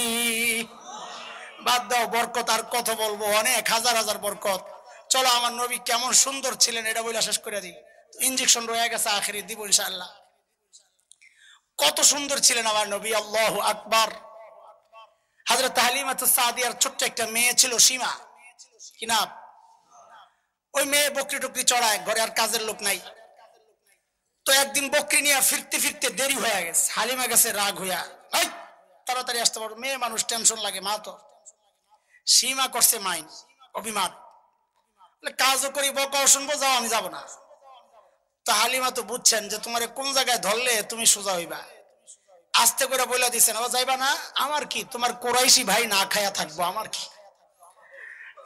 সীমা কুরাইশি ভাইকে বড় মোহাব্বত করতো, এইটা বলার সাথে সাথে কইলে গেছে, মা যাবো, তবে একটা শর্ত আছে। কি শর্ত? বলে সাথে যাওয়ার সময় আমার ভাইয়াকেও সাথে দিয়ে দেওয়া লাগবে। হালিমা বলে, একা একা যায় বকরি সামলাইতে পারো না, আবার পিচ্ছি নিয়ে যাবে, আরো মুসিবত। হযরতে সীমা বলেন, না মা না, ওই যে আরেকদিন ভাইয়াকে নিয়ে গিয়েছিলাম মারে, ওই দিনের খবর তো তোমারে জানাই নাই। আমার ভাইয়ারে বকে নিয়ে নিয়ে যখন আমি চলি মারে, অন্য দিনের মতো বকরি গুলাকে ডাক দেওয়া লাগে নাই, ধরাও লাগে নাই, সবগুলো লাইন ধরে ধরে পিছনে পিছনে হেঁটেছে। ময়দানে গিয়া মারে, আমি আমার ভাইয়ার চেহারার দিকে তাকায় রইছি, আরে কি সুন্দর চেহারা, মা কখন দিন শেষ হয়ে গেছে আমার খবর নেই। অন্ধকারে অন্ধকারে একটু ভাব দেখে ভিতরে ভয় ঢুকছে, যাহারে আমার বকরিগুলা না জানি হারায় গেছে। ও মা, এই টেনশন নিয়ে যেই না মাথা উঠাইছি, কি দেখছি মা জানো? আমি যেমন আমার ভাইয়ার চেহারার দিকে তাকায় রইছি, সবগুলো বকরি চারদিক থেকে লাইন ধরে এমনি আমার ভাইয়াকে দেখতেছে। কি সুন্দর ছিলেন আমার নবী, সুবহানাল্লাহ। আম্মা জান আয়েশা বলেন, আরে মিশরের মেয়েরা হযরত ইউসুফ আলাইহিস সালাতু ওয়াস সালামকে দেখে হাতের আঙ্গুলগুলো কেটেছিল না? সূরা ইউসুফে আসছে না, ওয়াকাত্তানা আইদিয়াহুম ওয়া কুলনা হাশা লিল্লাহ মা হাযা বাশারা ইন হাযা ইল্লা মালাকুন কারীম। ওটা মানুষ না, মানুষ না, মানুষ এত সুন্দর হয় কেমনে? বলে কি, ওটা সম্মানিত ফেরেশতা। আম্মা জান বলেন কি জানেন, বলে মিশরের মেয়েরা যদি আমার হাবিবকে দেখতো তো এই ছুরি দিয়ে আঙ্গুল কাটতো না, নিজেদের কলিজাগুলো টুকরা টুকরা করতো। আরে কলিজা টুকরা করতে তো আমিও রাজি, দেখা না না দেখাই। তুমি রাজি না? যদি এই অফার করা হয়, এই তোর নবীরে গালি দেওয়া হবে না, শর্ত আছে। বলে কি? বলে তোর মাথা থেকে পায়ের আঙ্গুল পর্যন্ত ধরে 1 লক্ষ টুকরা করা হবে। বলবো 1 লক্ষ কেন, যদি 1 কোটি টুকরাও করতে হয় করো, তো আমার নবীরে গালি দিবি না? রাজি আছি না ইনশাআল্লাহ? এই জীবন শতবার নবীর জন্য ফিদা, ফিদাকা বিআবি ওয়া উম্মি ইয়া রাসূলুল্লাহ। এই জীবনকে 1000 বার কোরবানি করতে প্রস্তুত আছি নবীর ইজ্জত রক্ষায়। রাজি আছি ইনশাআল্লাহ? ইনশাআল্লাহ। কবি হাসান ইবনে সাবিত আরবের বিখ্যাত কবি। কবিদের কাজ হচ্ছে সৌন্দর্যকে লেখায় ফুটায়া তোলা। নবীর চেহারার দিকে তাকায়া তাকায়া কবিতা লিখতেছেন। আহারে কি সুন্দর, কি লিখবো আমি, লেখাই তো আসে না। তো কবি হাসান ইবনে সাবিত লিখতেছেন, ও আহসানু মিনকা লাম তারা কত্তু আইনি ওয়া আজমালু মিনকা লাম তালিদিন নিসা খুলিকতা মুবাররাআম মিন কুল্লি আইবিন কাআন্নাকা কদ খুলিকতা কামা তাশা। এই মালিক, ওগো হাবিব আমার, আপনার চেয়ে সুন্দর এই চোখ কোনোদিন কাউকে দেখে নাই, কোন মা আপনার চেয়ে সুন্দর কাউকে জন্ম দেয় নাই। আমার কাছে মনে হয় কি জানেন, আপনি যেমনটা চেয়েছেন কামা তাশা, আপনি যেমনটা চেয়েছেন আল্লাহ ঠিক ওইভাবে আপনাকে ত্রুটি মুক্ত করে দুনিয়ায় পাঠাইছেন। শেষ ওই এক কবি বলেছেন যে কথা, আমি ওই কথা বইলা শেষ করতেছি। সেটা হচ্ছে, কবি নবীর শান লিখতে যায় থুরো, এটা আমার কাজ না, কারো পক্ষেই সম্ভব না। আমার নবীর শান এত বিশাল, মান এত উঁচা যে কারো পক্ষেই এটা বর্ণনা করা। এই কেউ উঠবে না, আমার ইঞ্জেকশন রয়ে গেছে রে, আসলটাই তো রয়ে গেছে। এই সারাক্ষণ যা বলছে এটার মূল কথাই তো রয়ে গেছে। আরে খোদা, কারে বুঝাবো? ঠিক আছে, আর উঠবা না, একটা উঠলে এটা ধরে যাতা দিয়ে বলবি যে ইঞ্জেকশন লয়ে জানাইলে ভাইরাস ছড়াবি তুই। তো কবি আত্মসমর্পণ করেছেন, বলে আমার পক্ষে সম্ভব না, তবে শেষ একটা কথা লেখা যায়। বলে কি? বলে আল্লাহর পর সবচেয়ে মর্যাদা আপনারই, এটাই শেষ কথা। ইয়া সাহিবাল জামালি ইয়া সাইয়্যিদাল বাশার মিন ওয়াজহিকাল মুনীরি লাকাদ নাওয়ারাল কমার লা ইউমকিনুস সানাউ কামা কানা হাক্কুহু বাদাজ খুদা বুজুর্গ তুই কিসা মুখতাসার। ও সৌন্দর্যের বরপুত্র, মানুষের নেতা, শুনেন আপনার সৌন্দর্য আমি কি বর্ণনা করব? আপনার চেহারার দিকে তাকাইলে মনে হয় ওই চাঁদ আপনার চেহারার একটু আলো পায় আলোকিত হয়েছে। লা ইউমকিনুস সানাউ কামা কানা হাক্কুহু, আপনার যথাযথ প্রশংসা কারো পক্ষেই সম্ভব না। শেষ একটা কথা বলে যাই, এটাই আমার চূড়ান্ত কথা, আল্লাহর পরে সবচেয়ে বেশি মর্যাদা আপনার। কথা বুঝে আসছে এই পর্যন্ত? যা বলছি নবীর শ্রেষ্ঠত্ব কিছু বুঝে আসছে? আরে বুঝে আসছে। এতক্ষণ কেন বলছি এই কথা? এই আখিরি ইনজেকশন, এই সব কথার আখিরি ইনজেকশন। শোন খেয়াল করে, 2টা উদাহরণ দিলে ভালো বোঝা হবে ইনশাআল্লাহ। 1 নম্বর উদাহরণ, এখন যারা সচেতন গ্রাহক, সচেতন, এরা ফার্মেসিতে গিয়ে ওষুধ কেনার সময় কি দেখে বলেন তো? মাশাআল্লাহ, দেখছেন আপনারা অসচেতন কি দেখে? আর আমার মতো কাঞ্জুস হইলে এমআরপিও দেখে, ম্যাক্সিমাম রিটেল প্রাইস, সর্বোচ্চ খুচরা মূল্য কত এটাও দেখে, বেশি না রাখতারে কষ্ট করে কামাইতে। তো এক দোকানে ওষুধ কিনতে গেছে, তাও নিজের বাচ্চার। কার কথা কয় না? কিনতে যায় দেখে ওষুধের ডেট আছে 1 মাস। কয় মাস আছে এখন? এটাতে যারা ফার্মেসিওয়ালা, এদের পরিভাষা হচ্ছে শর্ট ডেটের মাল। এটা কি? ডেটটা খুব শর্ট, পুরান মাল, সোজা কথা। তো কি আমরা কি করি, যদি দেখি মালটা পুরান 1 মাস আছে, তো ভাই এটা দিস না, নতুন দে, নতুন। তো নতুনটা লয়।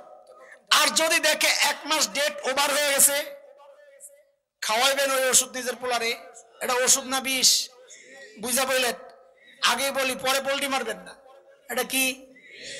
আর যদি দেখে 1 মাস না 1 বছর ওভার হয়ে গেছে, তো আপনারা কি করবেন জানি না, আমার মতো গাউরা পাবলিক যদি হয় তো ওষুধ লয়ে মারবেন মোয়ের মধ্যে, বেটা পাগল তুই আমারে মারার বুদ্ধি করছস, ঠিক কিনা?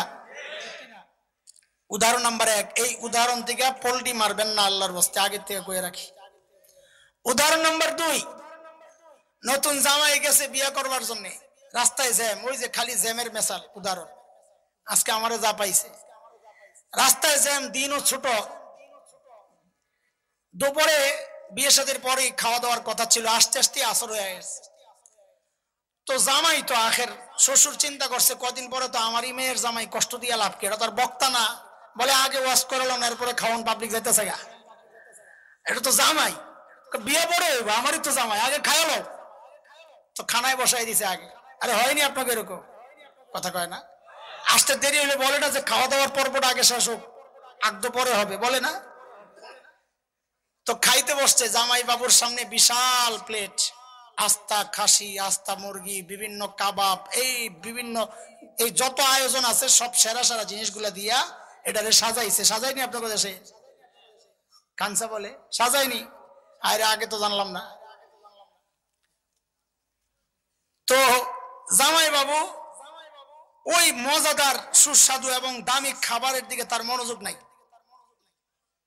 সে তাকায় রয়েছে, পাশে ডেকোরেটররা একটা টুকরি রাখছে, ডাস্টবিন, উচ্ছিষ্ট যা আছে ঝুটা ওখানে নিয়ে ফালায়, হাড্ডি গুলা ফালায়, ছোট ছোট বাচ্চারা পোলাও খায় আর নাকের শ্রেষ্ঠা টেষ্ঠা সব আঠালো যেগুলা খাইতে পারে নাই ওগুলা নিয়ে ফালাইছে, লেবুর সিল্কা রস নাই, চিপ্পা চিপ্পা সিল্কা ফালাইছে, ওই সিল্কা নিয়ে ফালাইছে। জামাই বাবু কতক্ষণ ওটার দিকে তাকায় রয়েছে মনোযোগ সহকারে, হঠাৎ লাভ দিয়া উঠছে, ওইটা যাইয়া ওই টুকরির সামনে বসতে যাইয়া খুব জোর আসন দিয়া গর্বের সাথে যাইয়া বসছে, বৈশা একটা রানের হাড্ডি লইছে, লইয়া ওই পোলাও ময়লা এটারে মুখে দেয় আর হাড্ডিটারে চাবানি দেয়, লেবুর সিল্কা রস তো নাই, সিল্কারে কামড় দিয়া খুব গর্বের সাথে চাবায়া চাবায়া খাইতেছে। শ্বশুর মিয়া দূর থেকে এই দৃশ্য দেখছে, হায় আল্লাহ কি অবস্থা, এটা কার কাছে মাইয়া বিয়া দেবো, এটা সুস্থ না পাগল?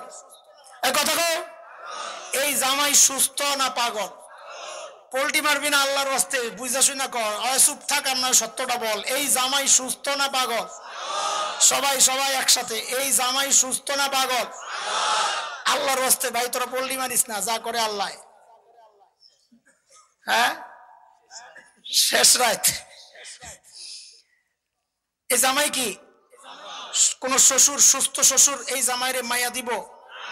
ঘটকরে ডাক দিছে, ভাই সাহেব এদিকে আয়, ঘটক মনে করছে বিলটা বুঝি খাওয়ানোর আগেই পাইব, নিয়ে রোমের মধ্যে আটকায় লাগাইছে বাড়ি, পাগল লয়ে এসে বিয়া করাইতে, জামাইরে বানছে, সব আত্মীয় স্বজন বানছে। বলেন এই জামাই সুস্থ না পাগল? যে ভালো খাবার রাইখা ওই ঝুটা খাইতে যায় এটা সুস্থ জামাই না, এটা কি? তো বুঝা গেল এই জায়গায়ও পাগলের অভাব নাই, এই জায়গায়ও পাগলের, রাগ করিস না তোর, আমি আগে কইছি পোল্ট্রি মারিস না আল্লাহর রাস্তে, এই জায়গায়ও বুঝো বুঝো, খেয়াল করো, এই জায়গায়ও কেন কেন বলে আল্লাহ তাআলা এইরকম শ্রেষ্ঠ নবী, এই যে এতক্ষণ বুঝাইলাম, এইরকম শ্রেষ্ঠ নবী দিয়া এত সুন্দর আখলাক ওয়ালা নবী, উত্তম চরিত্রওয়ালা নবী বলেছেন, আল্লাহ বলেছেন ওয়া ইন্নাকা লাআলা খুলুকিন আযীম, সবচাইতে উত্তম চরিত্রের উপর আপনি আছেন। লাকাদ কানা লাকুম ফি রাসূলিল্লাহি উসওয়াতুন হাসানাহ, তোমাদের রাসূলের মধ্যে তোমাদের জন্য উত্তম নমুনা, এইরকম সুন্দর আখলাক ওয়ালা নবী তোমাকে আল্লাহ দিবেন। ওই নবীর আখলাক আর চরিত্র আর জীবন বিধান তোমার সামনে সাজানো, তুমি এই সাজানো সুন্দর দামি বিধানগুলা, দামি আখলাকগুলা বাদ দিয়া তুমি তাকায় রইছো ওই যে উচ্ছিষ্ট, 1 বছর আগের ওষুধ খাইতে চাও না, 20-1500 বছর আগে খ্রিস্ট ধর্মের ডেট এক্সপায়ার হয়ে গেছে, ওই ঔষধ তুমি তোমার সন্তানকে খাওয়াও, বিবিকে খাওয়াও। ওই যে সামনে এত সুন্দর দামি খাবার, এইটা পছন্দ না, তোমার কাছে পছন্দ ভারতের সিনেমার নায়িকাদের পোশাক, তাদের বিয়ের প্রোগ্রামগুলো তোমার পছন্দ, সিরিয়ালের প্রোগ্রামগুলো তোমার পছন্দ, নাস্তিক মুরতাদদের পোশাক তোমার পছন্দ, ইহুদি নাসারা খ্রিস্টানদের পোশাক তোমার পছন্দ, তোমার মুখটারে তুমি নাসারার মতো বানাইছো, খ্রিস্টানের মতো বানাইছো, ইহুদির মতো বানাইছো, মুশরিকের মতো বানাইছো। খোদার কসম, খোদার কসম, তুমিও সুস্থ না, তুমিও সুস্থ না, তুমিও আস্তা একটা পাগল, আস্তা একটা পাগল। রাগ করছেন নি আপনারা? এটা আমাদের জিম্মাদারি বলা, আপনি যে পাগল জানায়া দেওয়া, চিকিৎসা দরকার, যে আমি তো ডাক্তার, আমি তো ডাক্তার, তবে গুলিস্তানের হালুয়া বেশি না। গুলিস্তানের হালুয়া বুঝেন? গুলিস্তানের হালুয়া হচ্ছে বাটপাররা ব্যস্ত, ছোটকালে আমরা দেখতাম। কোন রোগের এটা? মাথা ব্যথা, চোখ ব্যথা, কান ব্যথা, দাঁত ব্যথা, সর্দি কাশি, আমাশার, জন্ডিস, গিরায় গিরায় ব্যথা, আরো অনেক কথা আছে যেগুলো শর্মে আমি বলতে পারতেছি না। সব রোগের চিকিৎসা ওটা তো গুলিস্তানের হালুয়া, একটা দিয়েই সব রোগের চিকিৎসা। আমরা ওই গুলিস্তানের হালুয়া বিক্রি করা ডাক্তার না, যে একরকম ওষুধই তোমার বেচামো, খালি খালি কবরের ওয়াজ, কবরের ওয়াজ, কবরের ওয়াজ। এই ওলামায়ে কেরাম, হক্কানি ওলামায়ে কেরাম হচ্ছেন বিজ্ঞ অভিজ্ঞ ডাক্তার। তিনি যদি মনে করেন তোমার প্যারাসিটামল দেওয়া লাগবে তো প্যারাসিটামল দিবেন, তিনি যদি মনে করেন অ্যান্টিবায়োটিক দেওয়া লাগবে তো অ্যান্টিবায়োটিক দিবেন। মামুনুর যদি মনে করে ডাক্তার সাহেব যে তোমার ইনজেকশন দেওয়া লাগবে তো তিনি ইনজেকশন দিবেন। বাবুনগরের ডাক্তার সাহেব যদি মনে করে না তোমার অপারেশন লাগবে তো অপারেশন করবেন। তুই তাদেরকে কেন বলে এত চিল্লাও কেন? আরে ভাই, অপারেশনের রোগীরে প্যারাসিটামল খাওয়ানোর মতো ওই রকম মূর্খ মৌলবি তো আমরা না। যাকে অপারেশন করতে হবে তাকে অপারেশনই করতে হবে।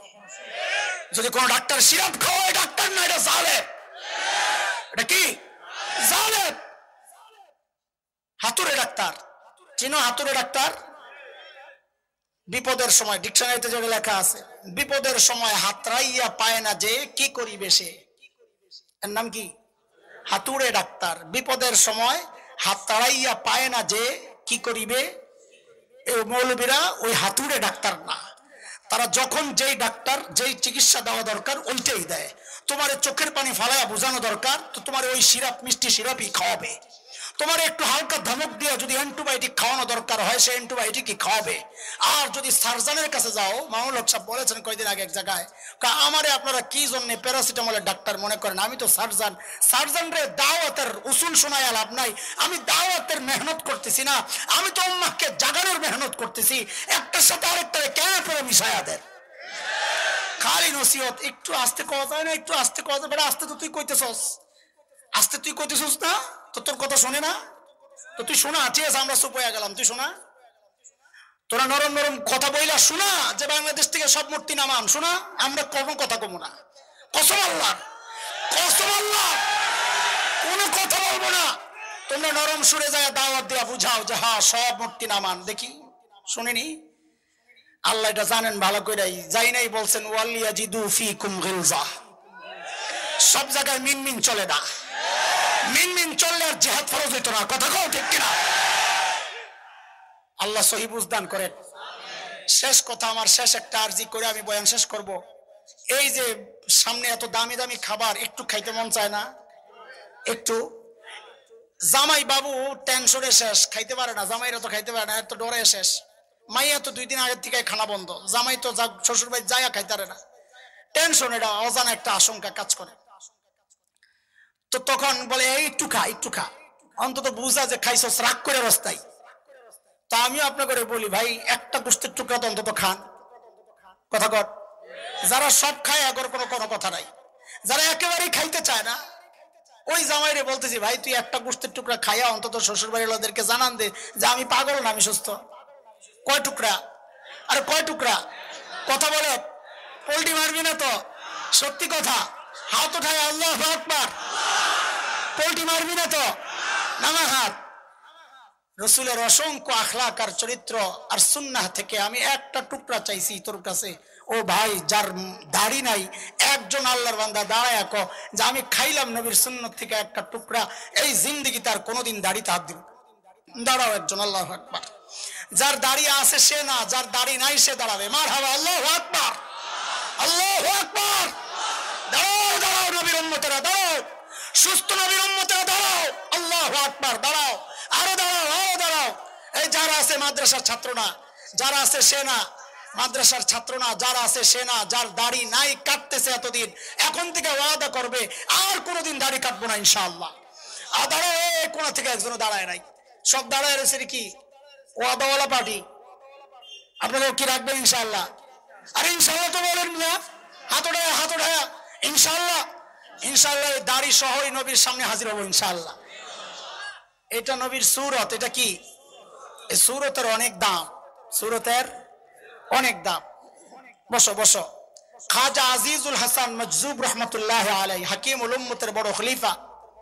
লোকেরা জিজ্ঞেস করেছে, হযরত আল্লাহর সামনে আপনি কি আমল পেশ করবেন? মতলব হইলো দেখবে খাজা কোন কোন আমল পেশ করবো বলে, তো ওই আমল এরা করবে, নিশ্চয়ই আমলগুলো দামি। তো খাজা তো আমাদের মতো না, আমরা আমল করি কম, ভাবি অনেক কিছু করছি। বড়রা আমল করতেন অনেক, ভাবতেন কিছুই করি নাই। খাজা আজিজুল হাসান মজজুব কি বলেন? বলে আমি আল্লাহর সামনে আমার দাড়িগুলো এমনি ধরবো। এই খেয়াল করো, সুরতের কত দাম দেখো। বলে আমি আমার দাড়িগুলো এমনি মালিকের সামনে ধরবো আর বলবো, তেরে মাহবুব কি আরব शबाहत लेकर आया हो, हकीकत तो इसको कर दे, मैं सूरत लेकर आया हूँ। ওগো মালিক, তোমার হাবিবের সুরতটা ধইরা আসছে, এটাই আমার পুঁজি। আমি জানি আমারটা নকল, তোমার হাবিবেরটা আসল। তা আমিও চাই আমারটাকে আসল হিসাবে তুমি কবুল করে নাও। সুরতের কত দাম, শেষ কথা। এক মায়ের কাছে মৃত সন্তানের ছবি, আর এক কলিজার টুকরা সন্তান। মা ওই ছবিকে ঠোঁটে লাগায়, চোখে লাগায়, কপালে লাগায়। একজন বলে, এত কষ্ট পাওয়ার দরকার কি, ছবিটা পড়ে ফেলো, ছবিটা পড়ে ফেলো। মা বলে, এই বলে কেটা, আমার কলিজার টুকরার ছবি দেখে দেখে আমি শান্তি পাই। বলো তো মা, এই ছেলের চোখ বানাইছে, কান বানাইছে, আরে নাক চুল কিছু বানাইছে, এই ছবির মধ্যে গোশত আছে, হাড্ডি আছে, কিচ্ছু নাই, শুধু দেখতে ছেলের ছবিটা, তাই না? তাতে মা এটা পোড়াইতে রাজি না। তাইলে ও দোস্ত, এটাই আমরা যারা দাড়িওয়ালা আমাদের এটাই অনেক বড় আশা যে ইনশাআল্লাহ ইনশাআল্লাহ আমরা যারা নবীর সুরতওয়ালা, মা তার সন্তানকে যতটা মহব্বত করে আল্লাহ তার হাবিবকে তার চেয়ে 100 কোটি গুণ বেশি মহব্বত করেন। আমরা যারা নবীর সুরতওয়ালা, আমরাও আশাবাদী নবীর সুরতওয়ালারা আল্লাহ নবীর মহব্বতের কারণে সুরতওয়ালাদেরকেও জাহান্নামের আগুনে পোড়াবেন না ইনশাআল্লাহ, ইনশাআল্লাহ, ইনশাআল্লাহ। সুরত তো ধরো, সিরত আইসা পড়বে ইনশাআল্লাহ। সুরত তো ধরো, সিরত আইসা পড়বে ইনশাআল্লাহ তাআলা। সুরত ধরো, ইনশাআল্লাহ ভিতরে আল্লাহ বানিয়ে দিবেন ইনশাআল্লাহ তাআলা। আল্লাহ তাআলা আজকে যে কথাগুলো শুনলাম, প্রিয় হাবিব সাল্লাল্লাহু আলাইহি সাল্লামের সিরাতের কিছু কথা আর ফাঁকে ফাঁকে কিছু জরুরি কথা আপনাদেরকে শোনানোর চেষ্টা করেছি। মোহতারাম, অনেক লম্বা সময় বসেছেন, অনেক গভীর রাত পর্যন্ত কষ্ট করেছেন। আল্লাহ তাআলা আপনাদের এই কষ্টকে নাজাতের জরিয়া বানায় দেন। যে মাদ্রাসার পক্ষের এই আয়োজন, আল্লাহ তাআলা মাদ্রাসাকে কবুল ও মঞ্জুর করেন, আমিন। ওয়া আখিরু দাওয়ানা আলহামদুলিল্লাহি রাব্বিল আলামিন। দোয়া করে দেন। اللهم صل على سيدنا محمد عبدك ورسولك وصل على المؤمنين والمؤمنات والمسلمين والمسلمات. ربنا ظلمنا أنفسنا وإن لم تغفر لنا وترحمنا لنكونن من الخاسرين. আয় রব্বুল আলামিন, আয় আল্লাহ, দীর্ঘ সময় থেকে মালিক দ্বীনের কথা শুনেছি, বলেছি আল্লাহ, গভীর রাত পর্যন্ত আপনার হাবিবের সিরত গুলো মানুষ শুনেছে। মালিক আমাদের আমলগুলোকে কবুল ও মঞ্জুর করে নেন আল্লাহ।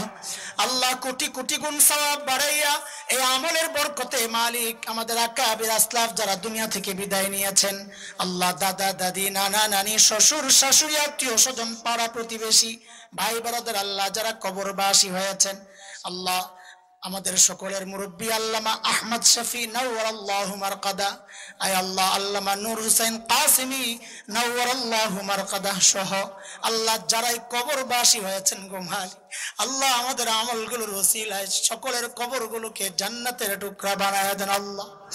মাওলা করিম, আয় আল্লাহ খাস করে আমাদের যাদের মা নাই, বাবা নাই, আল্লাহ কবরে কি অবস্থায় আছেন জানি না মালিক শুধু এতটুকু জানি, আয় আল্লাহ এই মা বাবা, ওই মা বাবা ছোটবেলায় দেখেছি ঘরে কোনো ভালো খাবার তৈরি হইলে আমাদের মুখে না দেয়া যারা কোনোদিন খান নাই, ওই মা বাবা কবরে শুয়ে আছেন।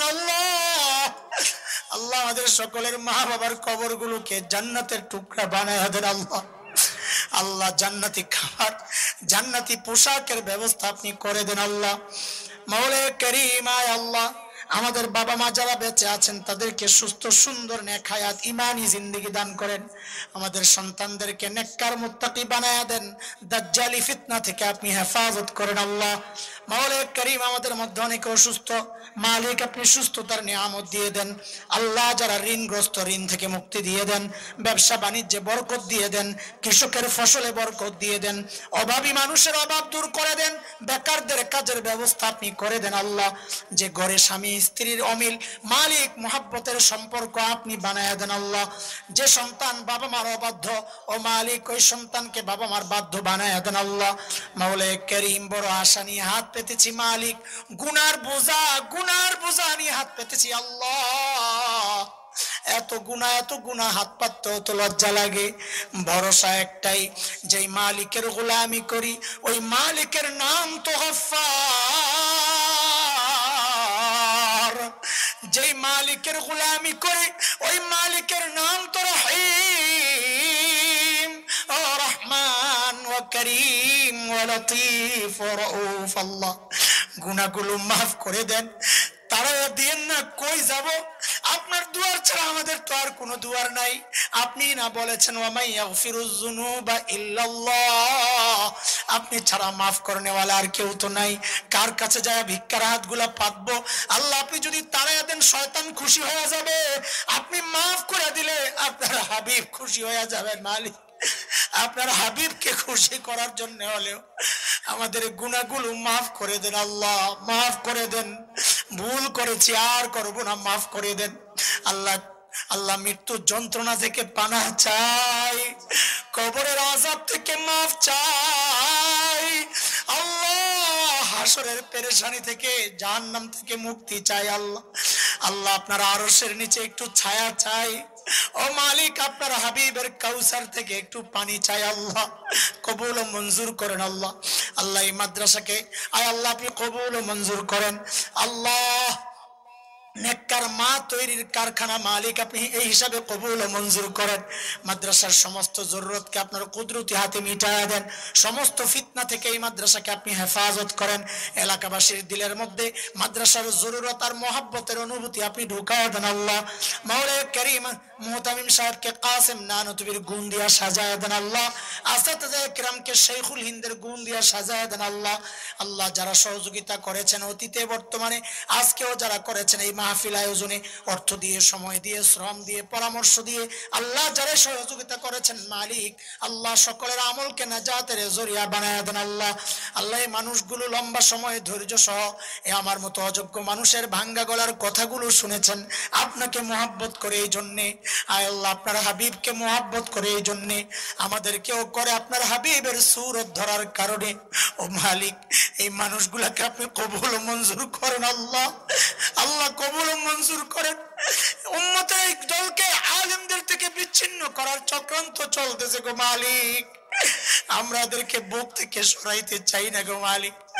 আল্লাহ জুড়ে থাকতে চাই, জুড়ে থাকতে চাই আল্লাহ। এই জাতিকে আপনি হেফাজত করেন আল্লাহ, এই জাতিকে আপনি হেফাজত করেন আল্লাহ।